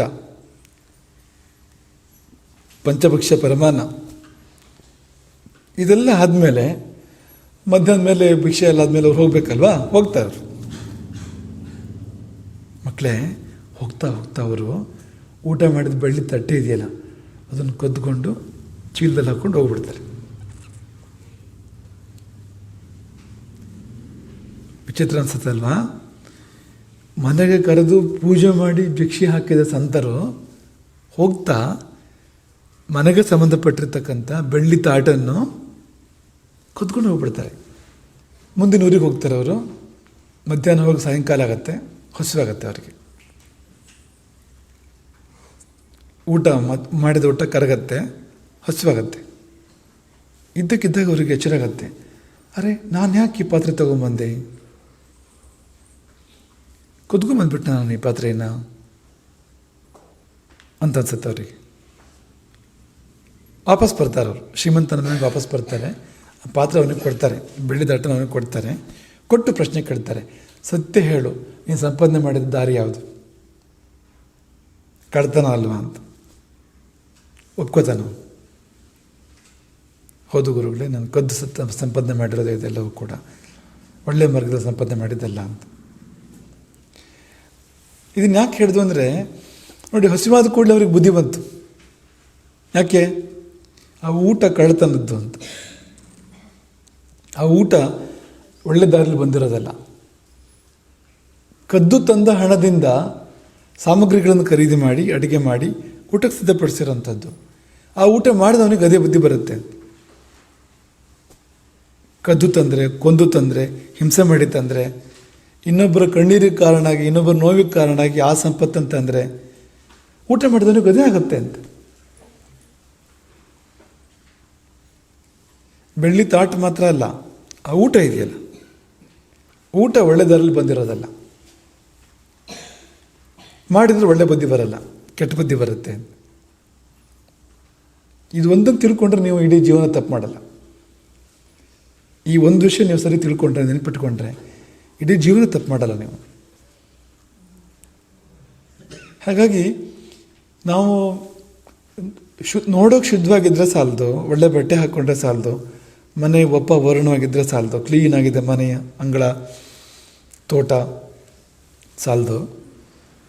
ಹಣ ಬರುವಾಗ ಸರಿಯಾದ ದಾರಿಯಲ್ಲಿ ಬರಬೇಕು.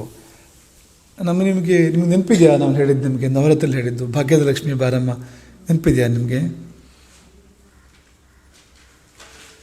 ಲಕ್ಷ್ಮಿ ಹೇಗೆ ಬರಬೇಕು? ನಿಂತ್ಕೊಂಡು ಹೇಳು, ನಿಂತ್ಕೊಂಡು ಹೇಳು. ಹಾಗಂದ್ರೆ ಏನು ಹೇಳು? ಹಾಂ, ಅಂದರೆ ದಿಢೀರ್ ಶ್ರೀಮಂತರಾಗಬಾರ್ದು ಅಂತ. ರಾತ್ರೋರಾತ್ರಿ ಶ್ರೀಮಂತರಾಗೋದು ಹೇಗೆ ಹೇಳಿ? ಕಳ್ತನ ಮಾಡಿಬಿಟ್ರೆ ಆಯಿತು. ಯಾರೋ ಸಂಪಾದನೆ ಮಾಡಿ ದುಡ್ಡು ಕದ್ಕೊಂಬಂದುಬಿಟ್ರೆ ಅವನು ವರ್ಷಾನುಗಟ್ಟಲೆ ಸಂಪಾದನೆ ಮಾಡಿರ್ತಾನೆ, ಅವನು 10 ವರ್ಷ ಕೂಡಿ ಸಂಪಾದನೆ ಮಾಡಿರ್ತಾನೆ. ಒಂದೇ ರಾತ್ರಿ ಕದ್ಕೊಂಬಂದುಬಿಟ್ರೆ ನಮ್ದಾಯ್ತಲ್ವ ಅದು?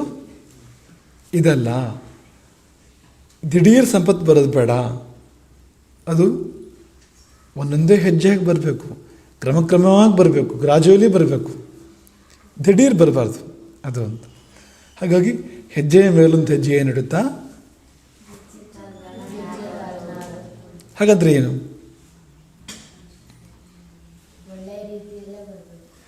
ಅಂದರೆ ಗೊತ್ತಾಗೋ ಥರ ಬರಬೇಕು ಅಂತ, ಗುಟ್ಟಾಗಲ್ಲ ಅಂತ. ಈ ಗೆಜ್ಜೆ ಕಾಲುಗಳ ನಾದವ ತೋರುತ್ತಾ ಅಂದರೆ ಲಕ್ಷ್ಮಿ ಬರಬೇಕಾದ್ರೆ ಗೆಜ್ಜೆ ಧ್ವನಿ ಕೇಳುತ್ತಲ್ವಾ, ಗೊತ್ತಾಗತ್ತೆ ಆಕೆ ಬರೋದು ಹೋಗೋದು. ಆದರೆ ಕೆಲವರು ಏನು ಮಾಡ್ತಾರೆ ಅಂದರೆ ಗುಟ್ಟಾಗಿ ಸಂಪಾದನೆ ಮಾಡ್ತಾರೆ. ಹಿಂಗೆ ಗುಟ್ಟು ಅಂದ್ರೇನು? ಕಳ್ತನ ಗುಟ್ಟಾಗೆ ಮಾಡೋದಲ್ವಾ, ಗೊತ್ತಾಗೋ ಥರ ಮಾಡ್ತಾರೆ. ರಾತ್ರಿ ಹೊತ್ತು ಶಬ್ದ ಮಾಡದೆ ಕನ್ನ ಕೊರೆದು ಎಲ್ಲ ಯಾಕೆ? ಯಾರಿಗೂ ಗೊತ್ತಾಗಬಾರ್ದು, ಹಂಗೆ ಬರೋದಲ್ಲ ಅಂತ. ಅದೇ ನೀವು ಆಫೀಸಿಗೆ ಹೋಗಿ ಅಥವಾ ಹೊಲಕ್ಕೆ ಹೋಗಿ ಕೆಲಸ ಮಾಡಿ ಸಂಪಾದನೆ ಮಾಡಿದರೆ ಎಲ್ಲರಿಗೂ ಕಾಣ್ತಾ ಇರುತ್ತೆ. ಅದು ಹೊಲದಲ್ಲಿ ಬೆಳೆ ಬೆಳೆಯುತ್ತೆ, ಎಲ್ಲರ ಕಣ್ಣಿಗೂ ಕಾಣಿಸುತ್ತೆ. ಅದು ಆ ತರಹ ಬರಬೇಕು ಅಂತ. ಮುಂದಕ್ಕೆ ಹಾಗಂದ್ರೇನು ಹೇಳಿ? ಹಾಗಂದ್ರೇನು ಹೇಳಿ? ಹಾಂ, ಸಜ್ಜನ ಸಾಧು ಪೂಜೆ ಈ ವೇಳೆಗೆ ಅಂದರೆ ನಾವು ಸಂಪಾದನೆ ಮಾಡಿದ ಸಂಪತ್ತನ್ನು ಸಜ್ಜನರಿಗೆ ವಿನಿಯೋಗ ಮಾಡ್ತಾರೆ ಇರಬೇಕು ಅಂತ. ಅಂದರೆ ಈಗ ದೇವರ ಪೂಜೆಗೆ, ದೇವರ ಸೇವೆಗೆ, ಅಥವಾ ಸತ್ಪುರುಷರ ಸಾಧು ಸಂತರ ಸೇವೆಗೆ, ಒಳ್ಳೆಯ ಕಾರ್ಯಕ್ಕೆ ವಿನಿಯೋಗ ಆಗಬೇಕದು. ಆಗೋ ಥರ ಇರಬೇಕದು. ನೀವು ಕದ್ದು ತಂದ ಸಂಪತ್ತು ಅಂಥ ವಿಷಯಕ್ಕೆ ಸಲ್ಲೋದಿಲ್ಲ. ಈಗ ಎಷ್ಟೋ ಜನ ನೋಡಿ, ಅವರು ಕೋಟ್ಯಾಂತರ ರೂಪಾಯಿ ಲಪಟಾಯಿಸಿರ್ತಾರೆ, ಆಮೇಲೆ ಲಕ್ಷಾಂತರ ರೂಪಾಯಿ ತಿರುಪತಿ ತಿಮ್ಮಪ್ಪನ ಹುಂಡಿಗೆ ಹಾಕ್ಬಿಡ್ತಾರೆ. ಎಲ್ಲ ಪಾಪ ಪರಿಹಾರ ಆಯಿತು ಅಂತ ಆಗತ್ತಾ? ಆಗಲ್ಲ ಅಂತ. ಆ ದುಡ್ಡು ತಿಮ್ಮಪ್ಪನಿಗೂ ಬೇಡ ಅಂಥ ದುಡ್ಡು ಅಂತ.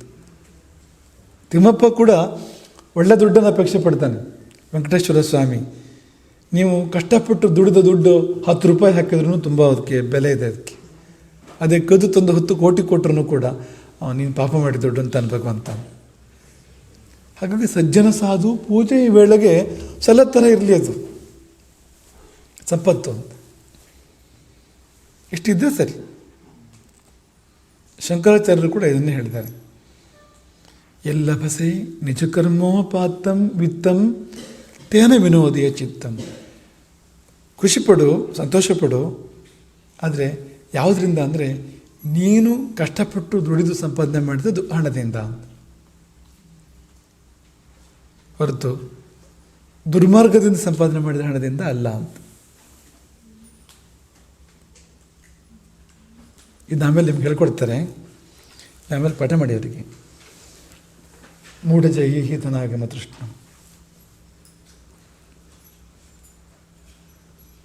ಶಂಕರಾಚಾರ್ಯರ ಮಾತು ಇದು. ಈ ಕೊನೆ 2 ಸಾರಿ ಏನು ಹೇಳುತ್ತೆ ಅಂದರೆ, ಸರಿಯಾದ ದಾರಿಯಲ್ಲಿ ಸಂಪಾದನೆ ಮಾಡಬೇಕು, ಮಾಡಿ ಸಂತೋಷ ಪಡಬೇಕು ಹೊರತು ದುರ್ಮಾರ್ಗದಲ್ಲಿ ಸಂಪಾದನೆ ಮಾಡಿ ಅಲ್ಲ ಅಂತ.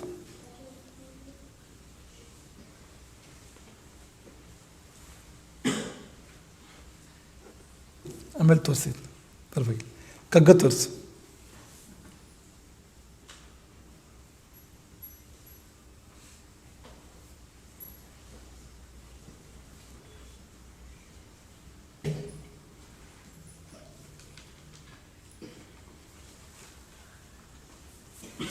ಓದ್ತೀರಾ?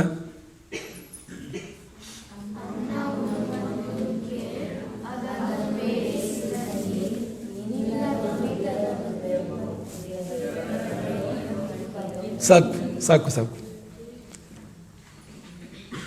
ಅನ್ನ ಉಣುವಂದು ಕೇಳಿ. ಅನ್ನ ಉಣುವಂದು ಊಟ ಮಾಡುವಾಗ ಕೇಳಿ ಒಂದು ಪ್ರಶ್ನೆ ಕೇಳಬೇಕು ಅಂತ. ಪ್ರಶ್ನೆ ಏನು? ಅದನ್ನು ಬೇಯಿಸಿದ ನೀರು ನಿನ್ನ ದುಡಿತದ ಬೆಮರು. ಅನ್ನವನ್ನು ನೀರಲ್ಲಿ ಬೇಯಿಸ್ತಾರಲ್ವ ಅಕ್ಕಿಯನ್ನು, ಆ ನೀರು ಯಾವುದು? ನೀನು ದುಡಿದ ಬೆವರ ಅದು. ಏನು ಹೀಗಂದ್ರೆ ಹೇಳಿ? ನಿಂತ್ಕೊಂಡು ಹೇಳು. ಬೇರೆಯವ್ರಿಗೆ ಕಷ್ಟಪಟ್ಟು ತಂದ ದುಡ್ಡು, ತಾವೇ ಕಷ್ಟಪಟ್ಟು ದುಡ್ದಿರೋ ದುಡ್ಡು. ಕರೆಕ್ಟ್, ಸರಿ ಇದೆ. ಈಗ ಧ್ವನಿ ಇರುತ್ತೆ ನೋಡಿ ಅಂತ, ಹಾಗಾಗಿ ಅರ್ಥ ಮಾಡ್ಕೋಬಾರ್ದು. ಈಗ ಬೆವರಲ್ಲಿ ಬೇಯಿಸ್ತಾರ ಅಕ್ಕಿನ ಚಿ ಅನ್ನತ್ರ ಅನ್ಕೋಬಾರ್ದು ಅಂತ, ಹಾಗೆ ಅರ್ಥ ಅಲ್ಲ ಅದಕ್ಕೆ. ಕಣ್ಣೀರಲ್ಲಿ ಬೇಯಿಸ್ತಾರ? ನಮ್ಮ ಶತ್ರುಗಳ ಕಣ್ಣೀರನ್ನು ಸಂಗ್ರಹ ಮಾಡಿ ತಂದು ಅದರಲ್ಲಿ ಅಕ್ಕಿ ಬೇಯಿಸ್ತಾರ? ಬೆವರಲ್ಲಿ ಬೇಯಿಸ್ತಾರ? ಹಾಗೆ ಅರ್ಥ ಅಲ್ಲ ಅದಕ್ಕೆ. ನಿನ್ನ ದುಡಿಮೆ ಬೆವರಲ್ಲ ಬೇಯಿಸಿದ ಅನ್ನ ಅಂತಂದರೆ ಪ್ರಶ್ನೆ, ಅದಕ್ಕೆ ಅರ್ಥ ಏನು ಅಂದರೆ, ನೀನು ಹೇಳಿದ ಹಾಗೆ ನಾವು ಕಷ್ಟಪಟ್ಟು ದುಡ್ಡ ಅಂತ, ಅಲ್ಲಿಂದ ಬಂತ ಅದು ಅಂತ. ಬೇರೆಯವರ ಕಣ್ಣೀರು ಅಂದರೆ ಬೇರೆಯವ್ರ ಕಷ್ಟಪಡಿಸಿ ನೋಯಿಸಿ ಅವ್ರ ದುಡ್ಡನ್ನು ಕಿತ್ಕೊಂಡು ಲಪ್ಟಾಯಿಸ್ಕೊಂಡು ಹಾಗೆ ಸಂಪಾದನೆ ಮಾಡಿದ ದುಡ್ಡಿಂದ ಬೇಯಿಸಿದ್ದ ಹಾಗೆ ಸಂಪಾದನೆ ಮಾಡಿರ್ತಕ್ಕಂಥ ಊಟನ ಅದಾಗಬಾರ್ದು ಅಂತ. ಕಲ್ತ್ಕೋಬೇಕು ನೀವು ಇದನ್ನ, ಈ ಕಗ್ಗನ ಚೆನ್ನಾಗಿ ಹಾಡೋಕ್ಕೂ ಕಲ್ತ್ಕೋಬೇಕು ಅದನ್ನ ರಾಗವಾಗಿ. ಅನ್ನ ಉಣುವಂದು ಕೇಳಿ ಅದನ್ನು ಬೇಯಿಸಿದ ನೀರು ನಿನ್ನ ದುಡಿತದ ಬೆಮರು. ಬೆವರು ಪೆರರ ಕಣ್ಣೀರೋ.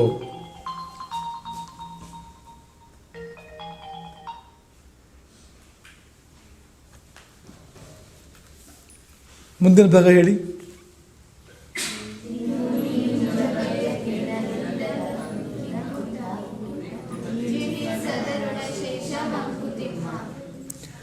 ಅಂದರೆ ನೀವು ನ್ಯಾಯವಾಗಿ ನೀವೇ ದುಡಿದು ಸಂಪಾದನೆ ಮಾಡಿದ ಹಣ ಅಂತ ಅಂದ್ಕೊಳ್ಳಿ, ನೀವೊಬ್ಬರೇ ಊಟ ಮಾಡಬಾರ್ದು ಆಗಲೂ ಕೂಡ ಅಂತ.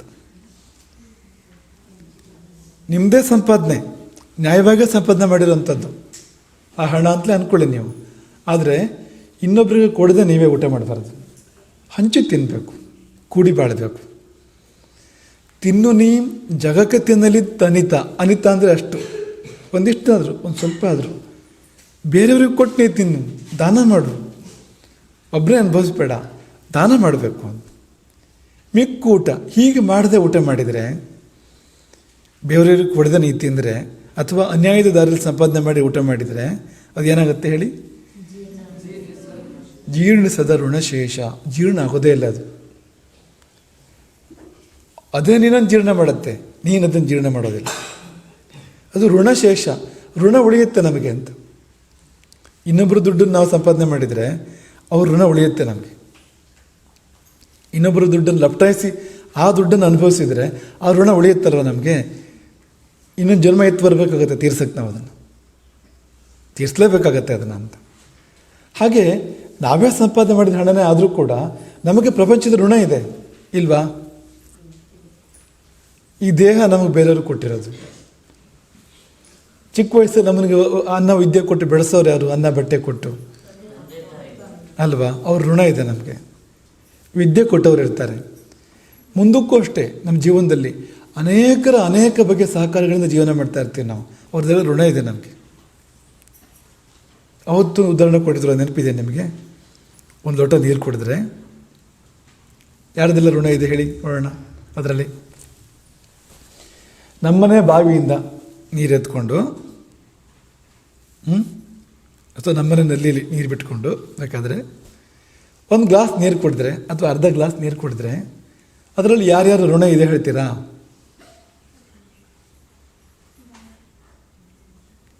ಶುರು ಮಾಡ್ತೀವಿ ನೋಡಿ, ಕೇಳಿ ಅದನ್ನು.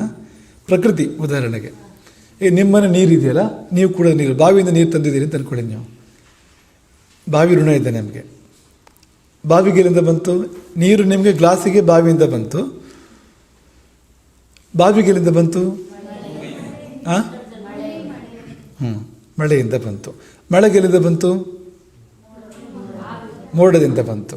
ಮೋಡಕ್ಕೆ ಎಲ್ಲಿಂದ ಬಂತು? ಆವಿಯಿಂದ ಬಂತು. ಆವಿಗೆ ಎಲ್ಲಿಂದ ಬಂತು? ನದಿ ಸಮುದ್ರಗಳಿಂದ ಬಂತು. ಈ ನದಿ ಸಮುದ್ರಗಳಿಂದ ಮೋಡಕ್ಕೆ ಆವಿಯಾಗಿ ನೀರು ಬಂದಿದ್ದು ಹೇಗೆ? ಯಾರಿಂದಾಗಿ? ಸೂರ್ಯನ ಶಾಖದಿಂದ. ಆಯಿತು. ಮೋಡ ಎಲ್ಲೋ ಇದ್ದಿದ್ದು ನಿಮ್ಮೂರಿಗೆ ಬರುತ್ತೆ. ಹೇಗೆ ಬರುತ್ತೆ ಅದು? ಗಾಳಿಯಿಂದ. ನಿಮ್ಮೂರಿಗೆ ಬಂದು ಮೋಡ ನಿಮ್ಮೂರಿಗೆ ಬಿಟ್ಟು ಹೋಗಲ್ಲ, ಅಲ್ಲ ಇದ್ದೇ ಮಳೆ ಸುರಿಸುತ್ತೆ. ಹೇಗೆ? ಬೆಟ್ಟ ತಡೆಯುತ್ತೆ ಅದನ್ನು. ಬೆಟ್ಟ ತಡೆದಿದೆ ಅದನ್ನು. ತಂಪಾದ ಹೊರತು ಕೆಳಗಡೆ ಬೀಳಲ್ಲ, ಮಳೆಯಾಗಿ ಬರಲ್ಲ. ಅದು ತಂಪಾಗಕ್ಕೆ ಏನು ಕಾರಣ? ಕಾಡು ಹಸಿರು. ಕಾಡು ಹಸಿರು ಇಲ್ಲದೇ ಇದ್ದರೆ ಮೋಡ ಮಳೆಯಾಗಿ ಕೆಳಗಡೆ ಬರಲ್ಲ. ಅದು ಇಷ್ಟು ಋಣ ಇದೆ ನೋಡಿ, ಯೋಚನೆ ಮಾಡಿ. ಒಂದು ಅರ್ಧ ಗ್ಲಾಸ್ ನೀರು ಕುಡಿದ್ರೆ ಎಷ್ಟು ಜನರ ಋಣ ಇದೆ ಅದರಲ್ಲಿ ನೋಡಿ. ಆಯಿತು. ಈಗ ಇನ್ನೊಂದು ಸೈಡ್ ನೋಡೋಣ. ಕೊಡ, ಇದು ಕೊಡ ಅಲ್ಲ, ಈ ಗ್ಲಾಸ್ ಇದೆಯಲ್ಲ, ಆ ಗ್ಲಾಸು ಅದು ನೀವೇ ಮಾಡಿದ್ದದು. ಎಲ್ಲಿಂದ ತಂದ್ರಿ ಅದನ್ನು? ಗ್ಲಾಸನ್ನ ಅಂಗಡಿಯಿಂದ. ಸಣ್ಣ ಅಂಗಡಿಗೆ ದೊಡ್ಡ ಅಂಗಡಿಯಿಂದ ಬಂದಿದೆ, ಹೋಲ್ಸೇಲ್ ಅಂಗಡಿಯಿಂದ ಬಂದಿದೆ. ಅಲ್ಲಿಗೆ ಫ್ಯಾಕ್ಟ್ರಿಯಿಂದ ಬಂದಿದೆ. ಫ್ಯಾಕ್ಟ್ರಿಯಲ್ಲಿ ಎಷ್ಟು ಜನ ಕೆಲಸ ಮಾಡ್ತಾ ಇರ್ಬೋದು ಅಲ್ಲಿ? ಅವ್ರದ್ದೆಲ್ಲ ಋಣ ಇಲ್ವ ನಮಗೆ? ಆಯಿತು. ಫ್ಯಾಕ್ಟ್ರಿಗೆ ರಾ ಮೆಟೀರಿಯಲ್ ಎಲ್ಲಿಂದ ಬಂತು? ಬೇರೆ ಬೇರೆ ಕಡೆಯಿಂದ ಬಂತು. ನಿಮಗೆ ಒಂದು ಗ್ಲಾಸ್ ತಯಾರಾಗಬೇಕು ಅಂದರೆ ಒಂದು ಸ್ಟೀಲ್ ಲೋಟ ಅಂತ ಅಂದ್ಕೊಳ್ಳಿ ನೀವು, ಅಥವಾ ಒಂದು ಹಿತ್ತಾಳೆ ಲೋಟ ಅಂತ ಅಂದ್ಕೊಳ್ಳಿ, ಬೆಳ್ಳಿ ಲೋಟ ಅಂತ ಅಂದ್ಕೊಳ್ಳಿ. ಎಲ್ಲರಿಂದ ಬಂದಿರುತ್ತೆ. ಅದಕ್ಕೆ ಬೇಕಾಗಿರ್ತಕ್ಕಂಥ ರಾ ಮೆಟೀರಿಯಲ್ಸ್ ಬೇರೆ ಬೇರೆ ಕಡೆಯಿಂದ ಬಂದಿರುತ್ತೆ. ಇಷ್ಟು ಋಣ ಇಲ್ವಾ? ಕೊಡ ಎಲ್ಲಿಂದ ಬಂದಿದೆ? ಕೊಡದ ಸೋರ್ಸಸ್ ಹುಡ್ಕಕ್ಕೆ ಹೋದರೆ ಎಷ್ಟು ಜನ ಸಹಕಾರ ಕೊಟ್ಟಿರ್ತಾರೆ ಅದಕ್ಕೆ? ಹಗ್ಗ ಅಲ್ವಾ? ತುಂಬ ಸಿಂಪಲ್ ವಿಷಯ. ಬರೀ ಅರ್ಧ ಗ್ಲಾಸ್ ನೀರು ಕುಡಿಯೋದು, ಅದರಲ್ಲಿ ಎಷ್ಟು ಜನರ ಉಪಕಾರ ಇದೆ ನೋಡಿ ಅಂತ. ಮನುಷ್ಯ ಒಬ್ಬನೇ ಬದುಕೋಕ್ಕಾಗತ್ತಾ? ಯಾರಿಗೂ ಸಹಕಾರ ಇಲ್ಲದೆ ಒಬ್ಬನೇ ಬದುಕೋಕ್ಕಾಗತ್ತಾ? ಹಾಗಾಗಿ ಕೊಟ್ಟು ತಿನ್ನಬೇಕು. ನಮಗೂ ಬೇರೆಯವ್ರಿಗೆ ಕೊಟ್ಟಿದ್ದಾರೆ, ಅದಕ್ಕೆ ನಾವಿರೋದು, ನಾವು ಜೀವನ ಮಾಡ್ತಿರೋದು. ನಾವು ಬೇರೆಯವ್ರಿಗೆ ಕೊಟ್ಟು ತಿನ್ನಬೇಕು ಹೊರತು ಒಬ್ಬನೇ ತಿನ್ನಬಾರ್ದು, ಒಂಟಿಯಾಗಿ ತಿನ್ನಬಾರ್ದು, ಹಂಚಬೇಕು ಅಂತ. ಇಷ್ಟು ಸೇರಿರ್ತಕ್ಕಂಥದ್ದು ಯೋರ್ಥೇ ಶುಚಿಹಿ ಅನ್ನೋದರಲ್ಲಿ ಅಂತ. ಹಣಕಾಸಿನ ವಿಷಯಕ್ಕೆ ಇಷ್ಟು ಜವಾಬ್ದಾರಿ ಇದೆ ನಮಗೆ ಅಂತ. ಒಂದು ನ್ಯಾಯ ಮಾರ್ಗದಲ್ಲಿ ಸಂಪಾದನೆ ಮಾಡುವಂಥದ್ದು, ಇನ್ನೊಂದು ಕೊಟ್ಟು ತಿನ್ನುವಂಥದ್ದು, ಹಂಚಿ ತಿನ್ನುವಂಥದ್ದು. ಇಷ್ಟಾದರೆ ಮಾತ್ರ ಅರ್ಧೇ ಶುಚಿಹಿ ಅಂತ.